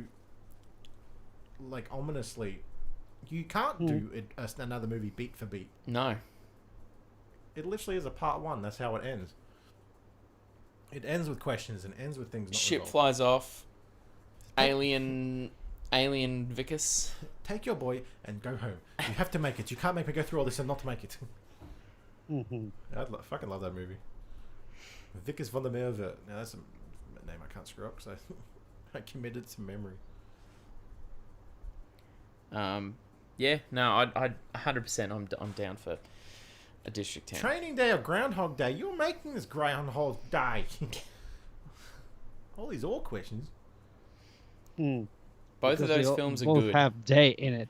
Both of those films are good, and both of them are completely different. So I don't know how to answer that. Groundhog Day is incredible, and Training Day is incredible, but for very, very, very different reasons. Any chance of a video on the Neil Breen universe? I'm too scared to watch Neil Breen movies. That's like you and Tubi, where I'm like, I'll just let Red Letter Media do the reviews. I don't know if I can actually sit through a Neil Breen movie. Who am I? What am I? I've seen 3 Neil Breen movies, and that's enough. Damn it! God. Mad Max or Crocodile Dundee? Oh, he put you on the spot. Oh, I'm definitely going with Crocodile Dundee.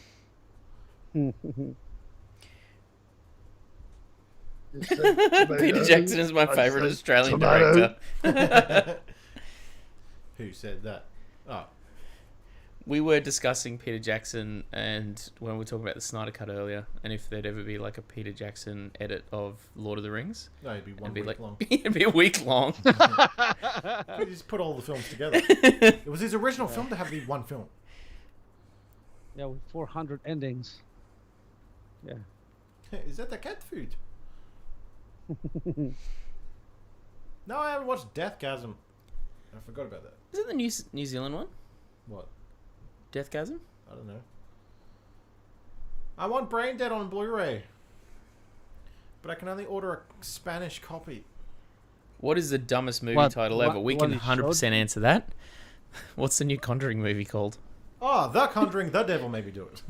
You don't put two thes in it. Yeah, that's the dumbest movie title ever. The Conjuring, The Devil Made Me Do It, though. As Mike says from Red Letter Media, he's like, Rise of the Planet of the Apes of the... Bad Taste Part 2. Part 2? It's the high budget sequel that no one asked for. Not even fans of Part 1 want. Oh, Luke1234 back with $2.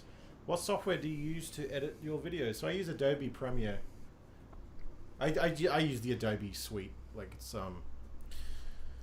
$70 a month. But yeah, I utilize everything from it. I do like After Effects for all my graphics and stuff. I record my audio through Adobe Audition, and like any. Sorry, I use After Effects for like animations and graphics and stuff. I use Photoshop mostly for like everything image related. But like yeah, it's mostly Premiere. Premiere's the best. I hate Final Cut Pro. Never liked it. When they force us to use it in films. Force us to use it in film school. Never liked it. No. Final Cut's an arsehole to deal with when you're dealing with other programs. I hate Apple altogether. How much meth did Peter do in between Return of the King and King Kong is my question. Is it because he lost weight? Huh? Maybe he just has a tapeworm. Batman vs Superman: Dawn of Justice and should Zach Begin do horror films? Zach Baggins do horror films.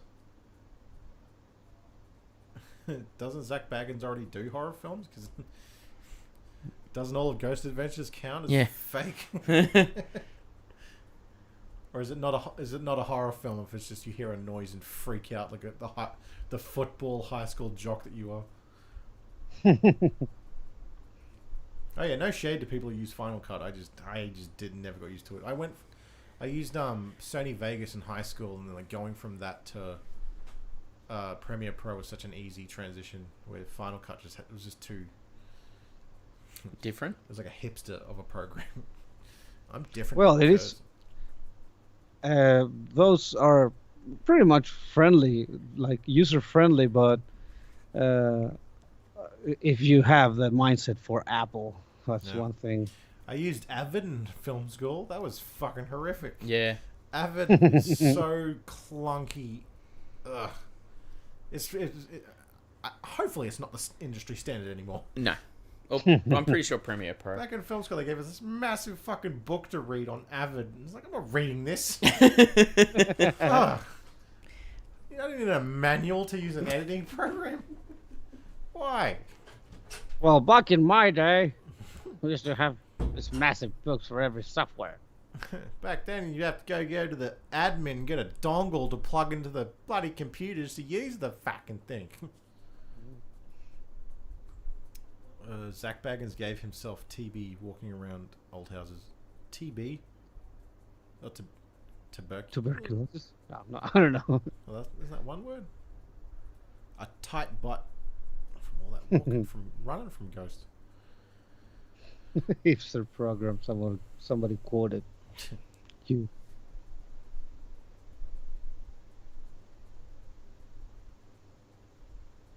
So, any promises for the next 100,000 subscribers? Any nudes? No. OnlyFans? No? I am not posting nudes.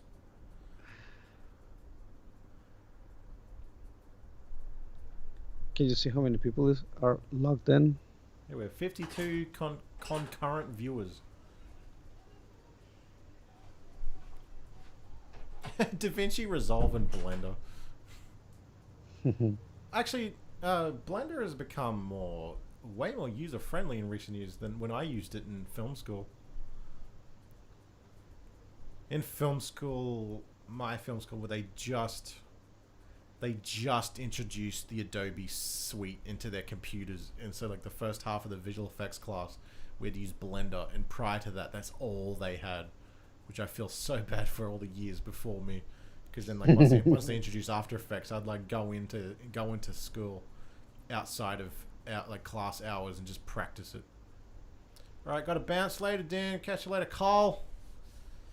Cheers for joining.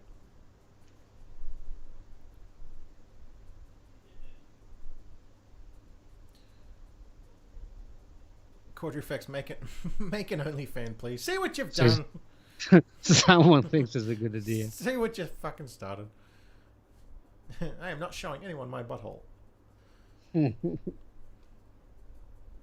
You leave that to Nicocado Avocado. Movies with 3D in the title or paper cuts on your fingertips. 3D. Just Quarterly triple X. I can see that. Yeah. I can see a porn parody of Jankles. I don't know.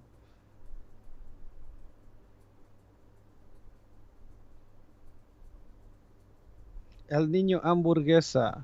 Love your channel and congrats on 100,000. Thank you. The Burger Boy. That's the name. El Cancer. El Cancer. Get down, get down. What film would you guys make if you could? I got a Nightmare on Elm Street reboot idea.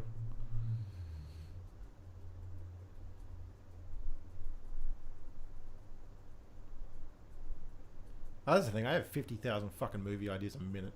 I can't put any of them into production. Yeah, that's a good thing. Would you throw any of your first movies on YouTube or something? I don't get why people do that for free. I mean, you want the exposition, but still, there's so much work behind a movie. I mean, I get it with, those twats, Jake Paul. He did one. Logan Paul did one awful fucking mess. I saw parts of it and said, nope. Huh? And he threw it directly to YouTube, and people watched it.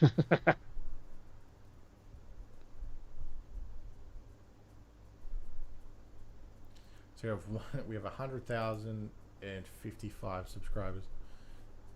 It's honestly just nuts. This is like we got to this quickly when I was like in a kind of like limbo for 3 to 4 months where it's just stuck on 87,000. Like no videos were getting watched and nothing was growing. Mm-hmm. The next dark chapter in the Triple X franchise starts Friday. Man, there's another fucking Fast and the Furious movie coming out. I saw the trailer for that for Godzilla. I'm like, how do they keep making these goddamn movies? How many does this one make? This one's got John Cena and he's Vin Diesel's brother, and they've got bad blood. These movies are about family. It's like, who fucking gives a shit? I think we have someone from Chile here. Pastrami Kick. Make a film about Logan Paul in the forest. I would make a film about Logan Paul going into the Japanese suicide forest, pissing off some demon, and the whole movie's just an hour and a half of him getting raped by a demon. I'd make that movie. Fast, Furious. Fast and Furious, too many movies. I don't think I ever watched one of those movies entirely.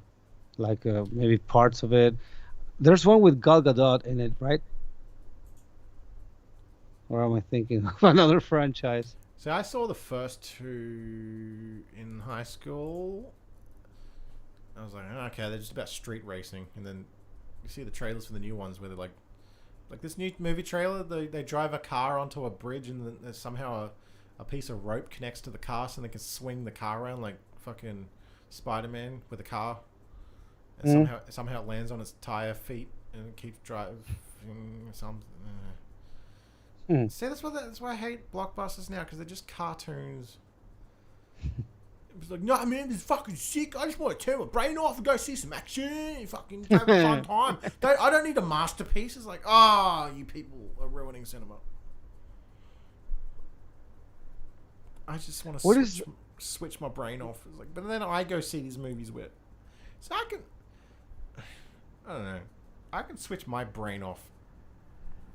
But like, when by the way, which one is the R word? Clarity says, whoa, you said the R word. Did we say something wrong? Did we say something to be cancelled by? Rainbow? I don't know. You know, rainbows. Those things that come marching in, they crawl up your leg and they bite you in the ass. Oh, rainbows. Like, no, Cartman, what were you talking about? What? Nothing. Nothing.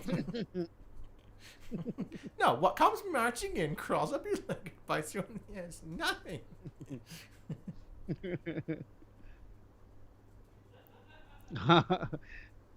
RAPD. Is that some kind of police department? Oh my god, I came up with this idea the other night, well, probably under the influence of a bunch of stuff. Wait. In live streams, in YouTube live streams, if we say some bad word, does the algorithm instantly shuts this down? I don't know. Should we try? Maybe people weren't shining a light on it. What am I thinking about? What Bill Burr says, like, you're all a bunch of rats. You're all trying to get people in trouble. Yeah, I came up with this idea the other night. The LAPD, but it's La PD, like they're French. It's just these French cops that show up. Someone has committed a terrible crime of not giving a cigarette to a baby. South Park did it with Lesbos. That was a bad episode. I mean, South Park rarely has bad episodes, but the 300 parody, I thought it was boring. I wasn't laughing. I said, "What is going on? This can't be happening, man. This can't be happening." Oh, come on, Sesame Timbers. That's pretty funny. Scissors. Oh, Timbers. Yeah, of course it had good parts, but there was that episode and the Great Expectations tribute. I don't know how you call it. With this, those two are the only ones I couldn't just like enjoy. But throughout all their seasons, they're all good. People are commenting on the scissor bits.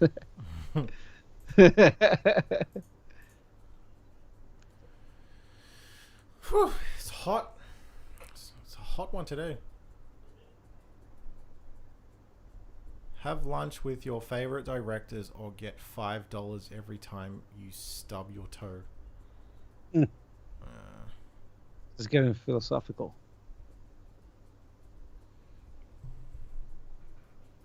The Nun 2.0. Why is there a?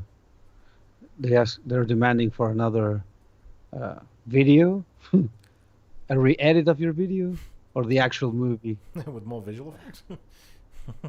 The Nun. I went to the theater. I said, okay, let's go watch this. I didn't know much about how crappy it could be, so I was tired. And I got into the theater and I watched the first 2 minutes and I fell asleep. I woke up in the credits and people were staring at me. I think I was snoring, because some people were looking at me like, "Oh, you fucking snore all the way throughout the entire movie."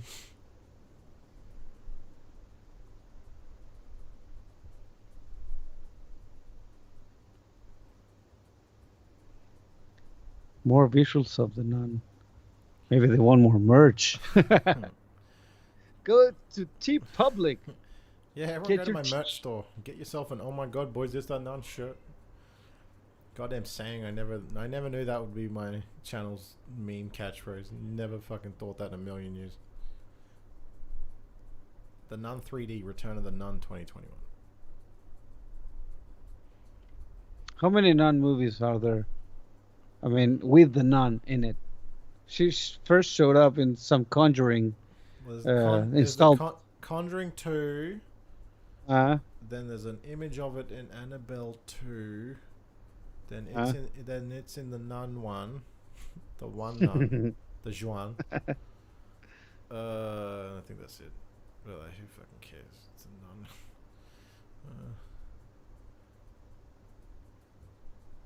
The Nun Dild 2.0, so it says the Nun Dildo.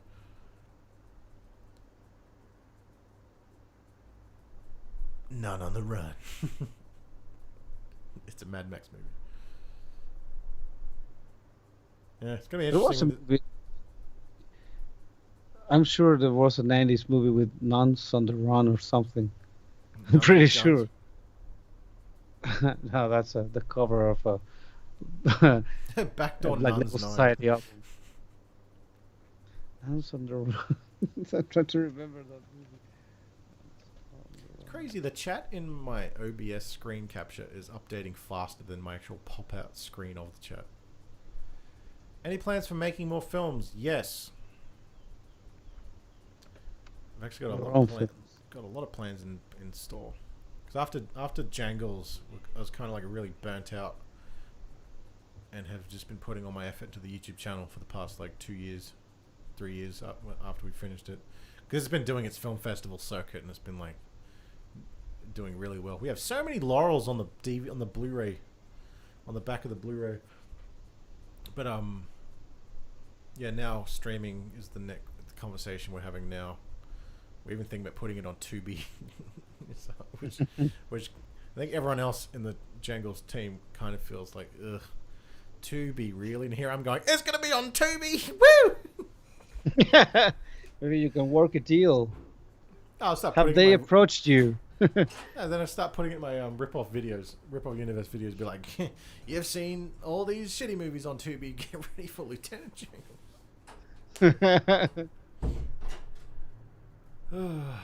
Do you feel pressure to make decisions you don't want to for your videos to become popular, or do you not think about things like that? That's a pretty good question. I feel like I sold my soul to the devil for the Predator video by putting in the arrow in the highlight circle. But then I think that's also what helped that video do so well, is because like I think that's how Mr. Sunday Movies thrives, is he has arrows and circles in all of his thumbnails. Where he's like, click the video to find out what the arrow means, and is pointing at. I don't know, I felt a lot of pressure in the early days of reviewing movies if I had to review everything. Like recently, there hasn't really been pressure on what to make. It's just been the frustration of the algorithm not showing people stuff. Like, I would happily just not talk about anything modern or current or popular and just do Tubi movies. I would retire on that shit. But then again, like talking about old franchises that I'm way more passionate about than anything today, like Terminator and Predator. I've even thinking about trying to like do another Predator video. But I think just the issues with the animatronic face has been my biggest problem. So I don't really know how to get the franchise back on track in terms of sequels, because Predator has just been it's just been going down, really. I love Predator 2. I think it's the actual consistently good sequel. Yeah, I love it. I think Alien vs Predator 1 and 2 would just, I don't know, since they share it with another franchise and like they don't really count, you could say. And Predators, I just wasn't that impressed by, and I obviously, the Predator No, that was a mess. So funny, The Predator. I had like tiny positives to say about it in my review, but in like the years since, and I've gone back and watched clips, I'm like, this movie's actually dog shit. Like, I can't even believe I had any praise for it. I think I don't know. But what was your first thoughts when you walked out of the theater after watching the Predator? Well, I knew it was dumb, and like I hated the lore it added, but like, because I saw it with one of my friends, and we were just laughing the entire time at like kind of just everything about it. But I don't know. But that being said, like the movies suck, but then a lot of the fan base defends the movies because the comics are cool. But like even though the fucking movies don't put anything from the comic books in them. And it just seems like every filmmaker doesn't really know what to do. They don't know how to do anything interesting with the Predator. It's just what gimmick can they add to the Predator? It's like, why don't you try showing the Predator as a person again? Like, in making that video and how much I got to like live with the footage of the finale to the first movie, it's like that Predator is such a fleshed out character. Like, you fully understand like what this character is. Every movie since, it's like they're just monsters that have technology, and that's kind of where it stops.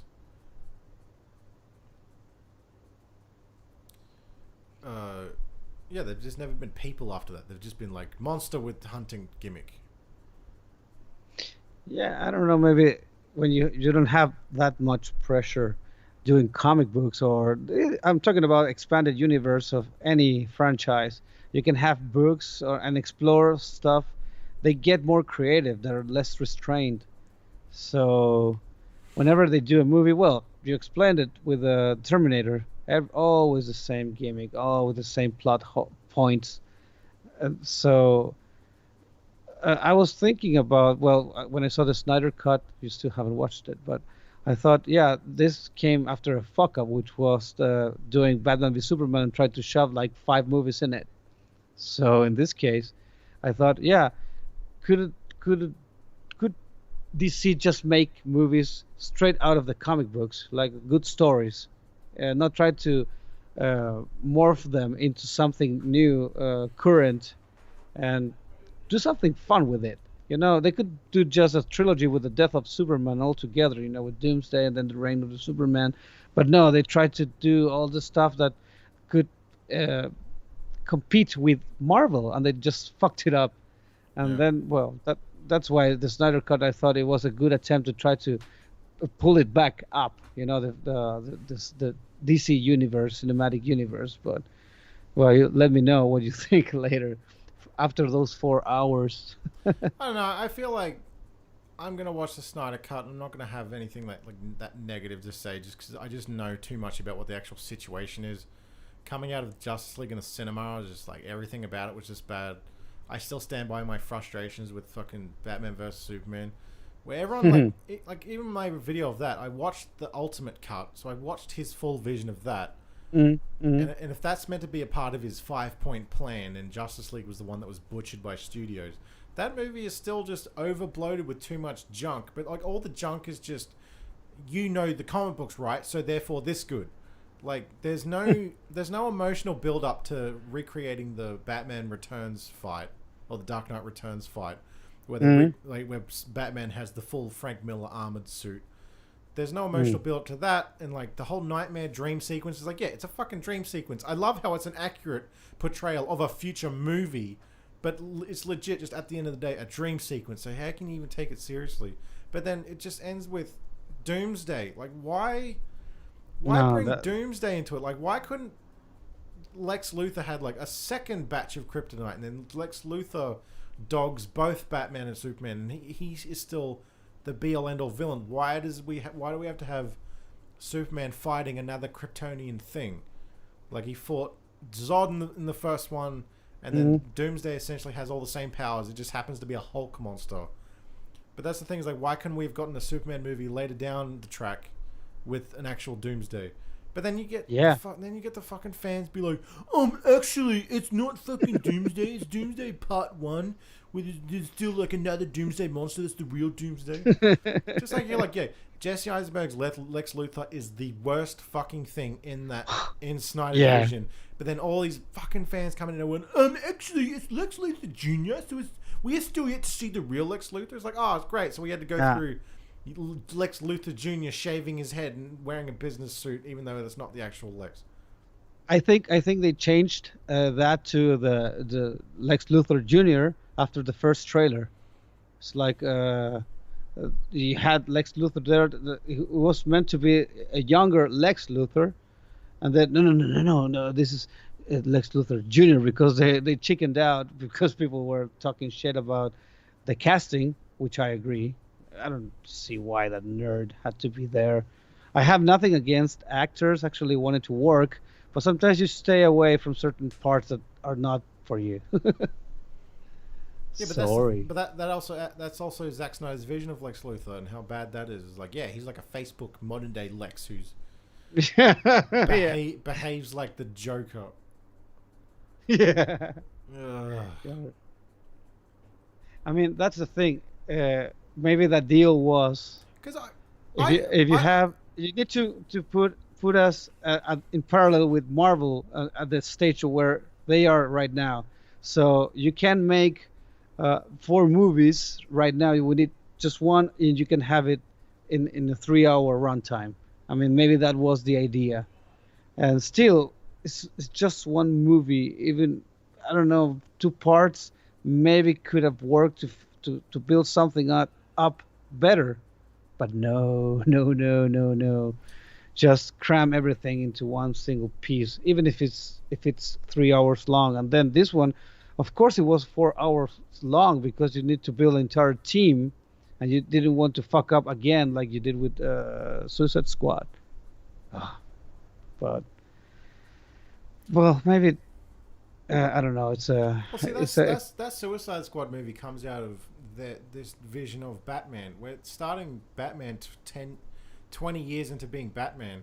Then of course they can do a Suicide Squad movie instantly because we've missed Batman meeting all of those villains. Where if they kind of started it off where, like, see this way, it's like if Zack Snyder's DCEU could have probably been fine if he had made his own Batman movie directly after Man of Steel, and then both of them could be established, and then Batman versus Superman could have been a pairing of both. But the fact is, like, we've just skipped over all of his Batman's character development, and we go straight to him being like an idiot who isn't a detective that doesn't research shit. Like, there's so much stuff in Batman vs Superman. Be like, well, if you really analyze Superman and even try to meet him, you probably like figure out a lot of how he's like not that bad of a guy, and you're just kind of forcing yourself to be blinded by it. But that doesn't matter because in the movie they'd be like, yeah, fucking Batman was so like, you know, I'd fucking hate Superman if my building crushed someone's legs. I don't know. Also, he didn't do much detective stuff. No, when he asked for his help to find Martha, the work is done. He had a sweet training montage, though. Yeah, but Alfred found Martha right away, so he didn't get to do that. But everyone loves the. See, I probably put it in my Batman vs Superman video, but I can't remember because I just haven't watched it. I don't watch my videos after I've posted them, like I abandoned them. But I probably pointed out in that one. But before that movie came out, I read a plot synopsis about it that like legit sounded interesting to me. And then it's just disappointing when you go see the film and it's like it's not even that it's not what I read. It's just less than that. Where it was like after Metropolis had been destroyed, Lex Luthor and Bruce Wayne teamed up as 2 billionaires to try to rebuild Metropolis. Mm-hmm. And like that's kind of how you could have Batman start being like seeing things from maybe Lex's point of view, where Lex hates Superman, he hates the God complex, and he hates superheroes. Where like maybe this Bruce Wayne could have been less Batman by that point. He's like, yeah, maybe it is fuck this alien just destroyed our planet with a fist fight. But then you go see the movie and it's just none of that. It's just Lex Luthor's this like dickhead who giggles at nothing. And this Batman is forcing himself to be blind that maybe the Superman has his own point of view. Yeah, I mean, in the comic books, Luthor wants to rule pretty much the world, you know, have power and the ego and all this stuff. But here, he's just a mass murderer. He wants to create to bring monsters, the devils. I don't know his vision of the biblical proportions to just destroy the fucking earth. So Lex Luthor in the comic books just want to kill Superman to rule, to have his kingdom, right? So he's just straight up psycho here, and it doesn't make any sense. It's away from the character from the comic books. So nothing fits, nothing like works for me. And it's supposed to be they're supposed to be the essence of the characters in a movie. You don't have to look the same. You don't have to have the same characteristics or even the same power sometimes. But when you just name them and do something else, it's like another Super Mario Brothers movie. So take names and do some weird shit with them. I remember before BVS came out, they said that Joaquin Phoenix was being contacted to play Lex Luthor, and I was like, man, do that. What even would that even be? But no. Why didn't he? Well, that's the thing about that Joker. That Joker movie is the whole thing about that is for years they'd contacted Joaquin Phoenix to play comic book characters, and he's just like, man, why don't you just fucking make a low budget movie and just focus on one character, make a character story about it. And I guess that's kind of just what they did with Joker, where I feel like if he did anything else, where it was a bigger franchise, a blockbuster of a film, then he'd have to sign on for like 4 movies, and like just be a part of something that's got boring and just all CGI. But I don't know, I heard something they wanted to make. But I heard something they wanted to make sequels or put that Joker into this universe, the DC universe with, Superman with Henry Cavill and stuff. I heard something like this was the one that was rekindle the passion for the fans having passion for this franchise. But I don't think it fits at all. It would fuck the Joker. I'd rather have Jared Leto risking to be messed up in this universe. But that's the thing. I mean, maybe the time has passed already for it was. I don't think it was a fad, but it's not going to be as potent now to have a great DC universe now, because Marvel stole his thunder, their thunder, I think. Yeah, I don't. Well, see, I'm just burnt out of superhero movies in general. I'm just like, they're not even movies at this point. They're just things to watch to be updated for the next thing. And if you try to criticize them on any level of them being movies, then you just like the way fans behave now. It was like, you haven't read the comic, you don't fucking understand it, you're an uncultured piece of shit. It's like, yeah, but the movies has terrible pacing. Well, but take Dredd. That's a good example. Why? Because they didn't have to make it as cartoony. I mean it in a good way, as the Stallone movie did, visually, right?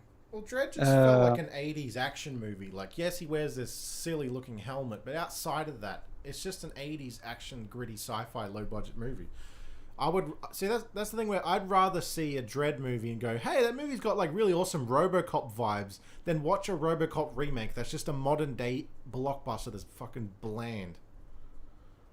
Yeah, but it worked for me. The best thing that worked. Okay, you see the lawgiver, the lawmaster. I don't remember the name of the motorcycle, but you have little stuff, and you had Anderson, which is a character, and then you build a story with it, a very simple story with it, but. It feels like a Dredd movie. The story, the character, you feel like it, and you didn't have to go all the way to rebuild everything. When I was a kid, I watched the Judge Dredd movie with Stallone, right? And I love the visuals because I love seeing the comic books being represented in film, like visually. I'm a very visual person, but. Yeah, he removes his helmet. The story goes into him having this brother, and what movie is this? Sometimes at some point it was like yeah, this feels so weird, and I never got that feeling with Dread. It was like, yeah, this is an actual. It didn't even feel too much as a comic book movie because it and ran. It could be you already had the character, and Well, that they was didn't. comic booky enough. First of all, For they me. just focused on Dredd as the character, and that's the biggest focus on the film. Mama, the villain, Yeah. that's not from the comic books. That was completely made up for that film. The whole taking Yeah. place in just one mega block building, that was all just Yeah. for the film. Like, but The raid. that's a prime example of. It's like everything before the MCU. The movies were like fine, like competently made movies. They just sucked as comic book adaptations. But what we're living in now is these things just suck as movies because they're just so overstuffed with like commercials, references to other media, too many plot lines because that's all they're taking is from comic books. So they're like, oh, we'll put in this plot line, that plot line, this plot line, all in the one film. Where as a normal film would be such a mess of a movie. But they're really good comic book adaptations. Yeah, there was a time. There's no meeting in the middle anymore. There was a time when you were confused about some facts in the movie or something happening, it was meant to be so. But now, if you're confused about something in these movies, the setups for another movies in the universe, it's because you haven't read enough of the comic books or some trivia or some video on YouTube and stuff. I'm lost. Oh, who is that guy? But you should know who that guy that appeared 2 seconds in that scene is, right? Or that character, whatever. So that's one thing that killed movies for me with this formula, that it gets in the way of someone telling a story. You know, I remember the first X-Men movie, which I love. It felt like Bryan Singer wanted to tell a story with these characters, and it pretty much grabbed everything. Well, that's the thing about his first X-Men movies. That movie was so embarrassed to be a comic book movie that they tried to make it as real as they could.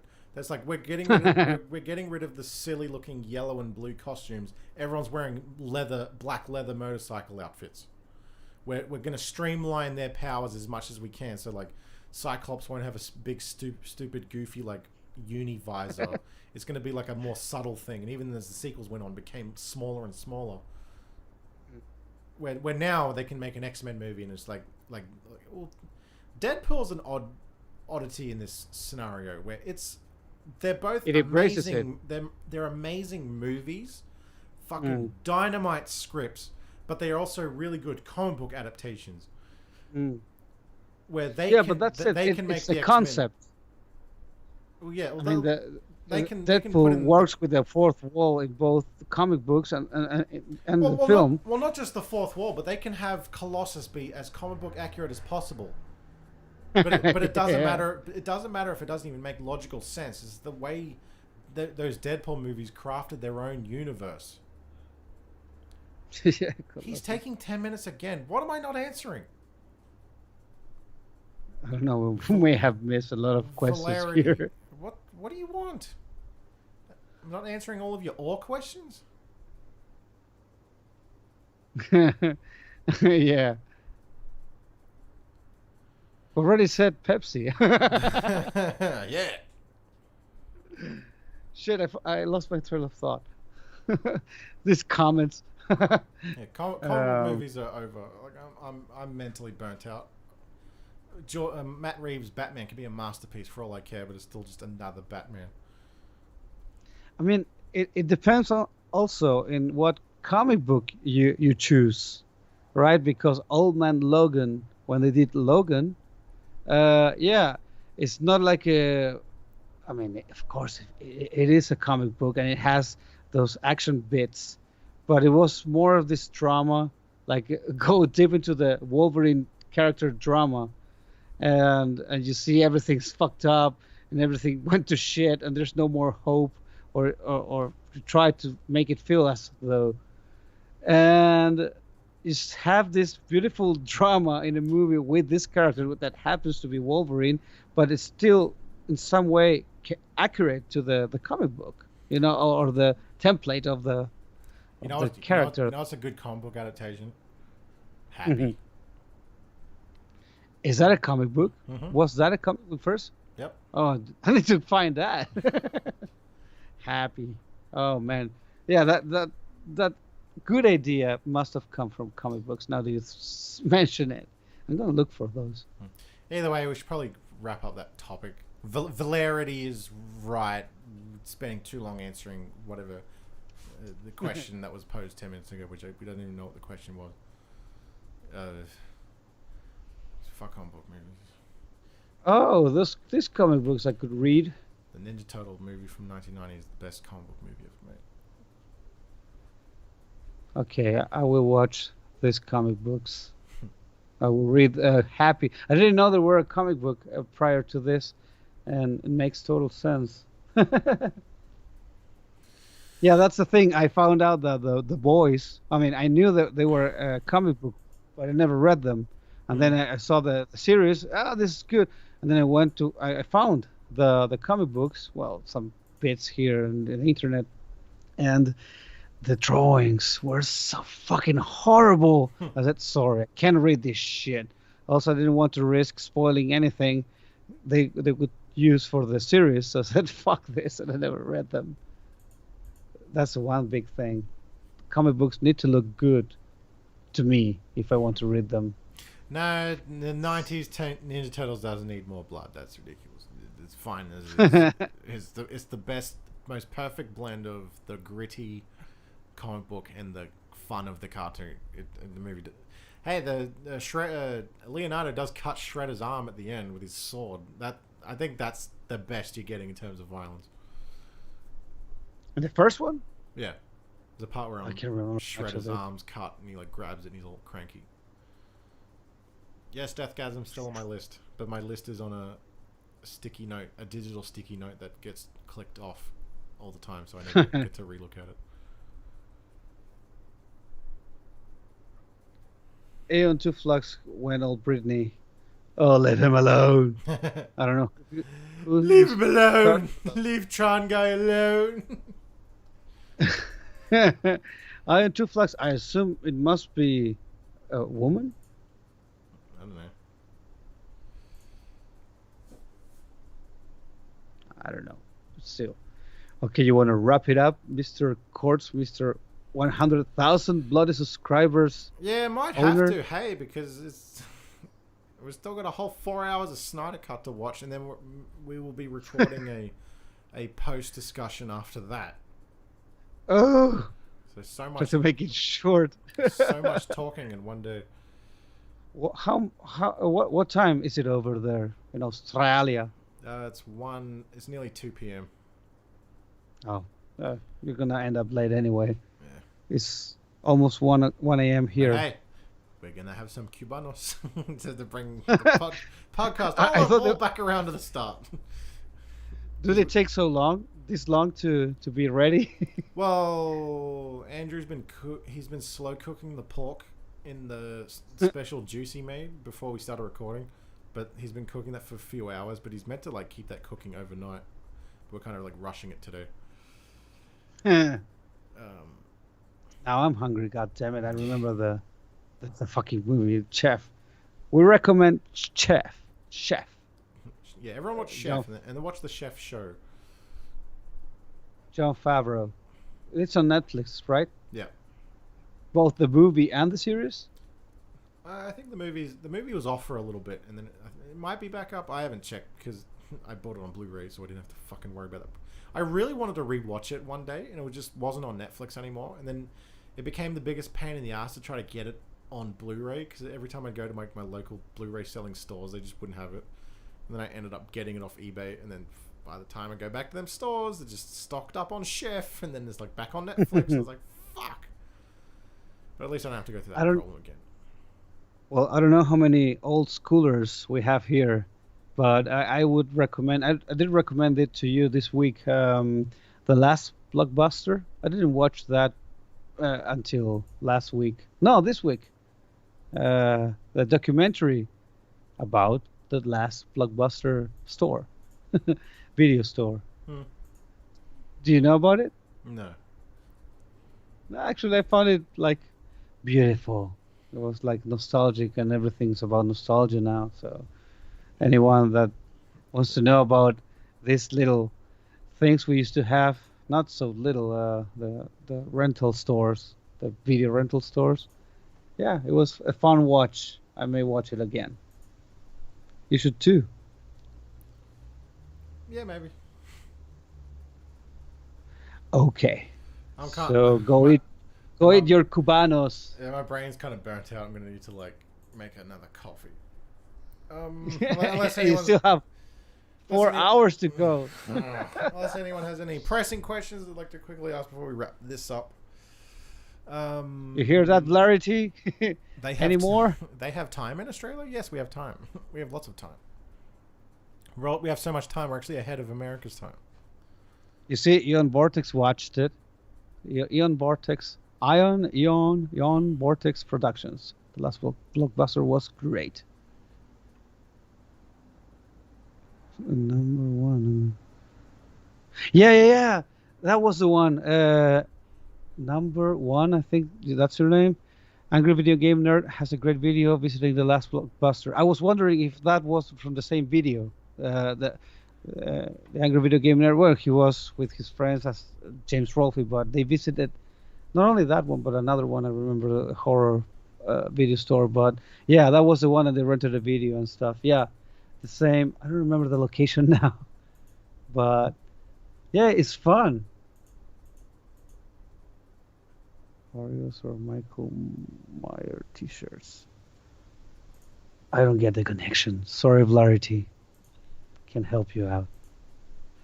Yeah, I think we'd have to spend another 10 minutes answering that question. We just don't have time. Sorry.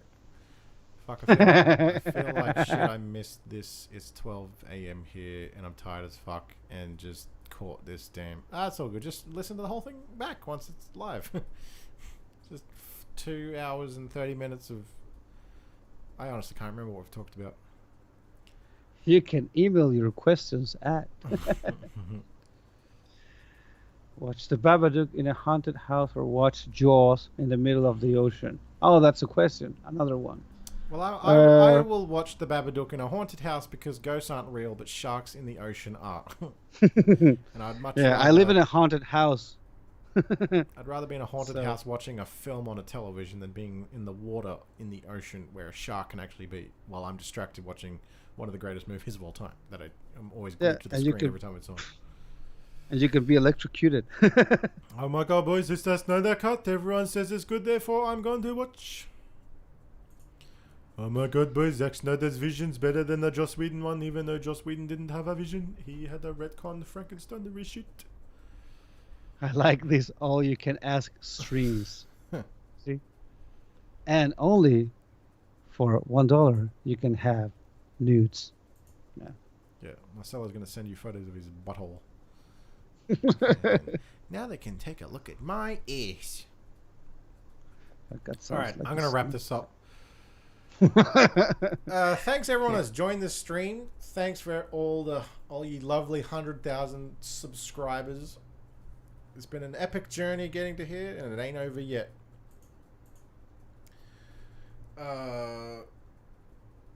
Yeah.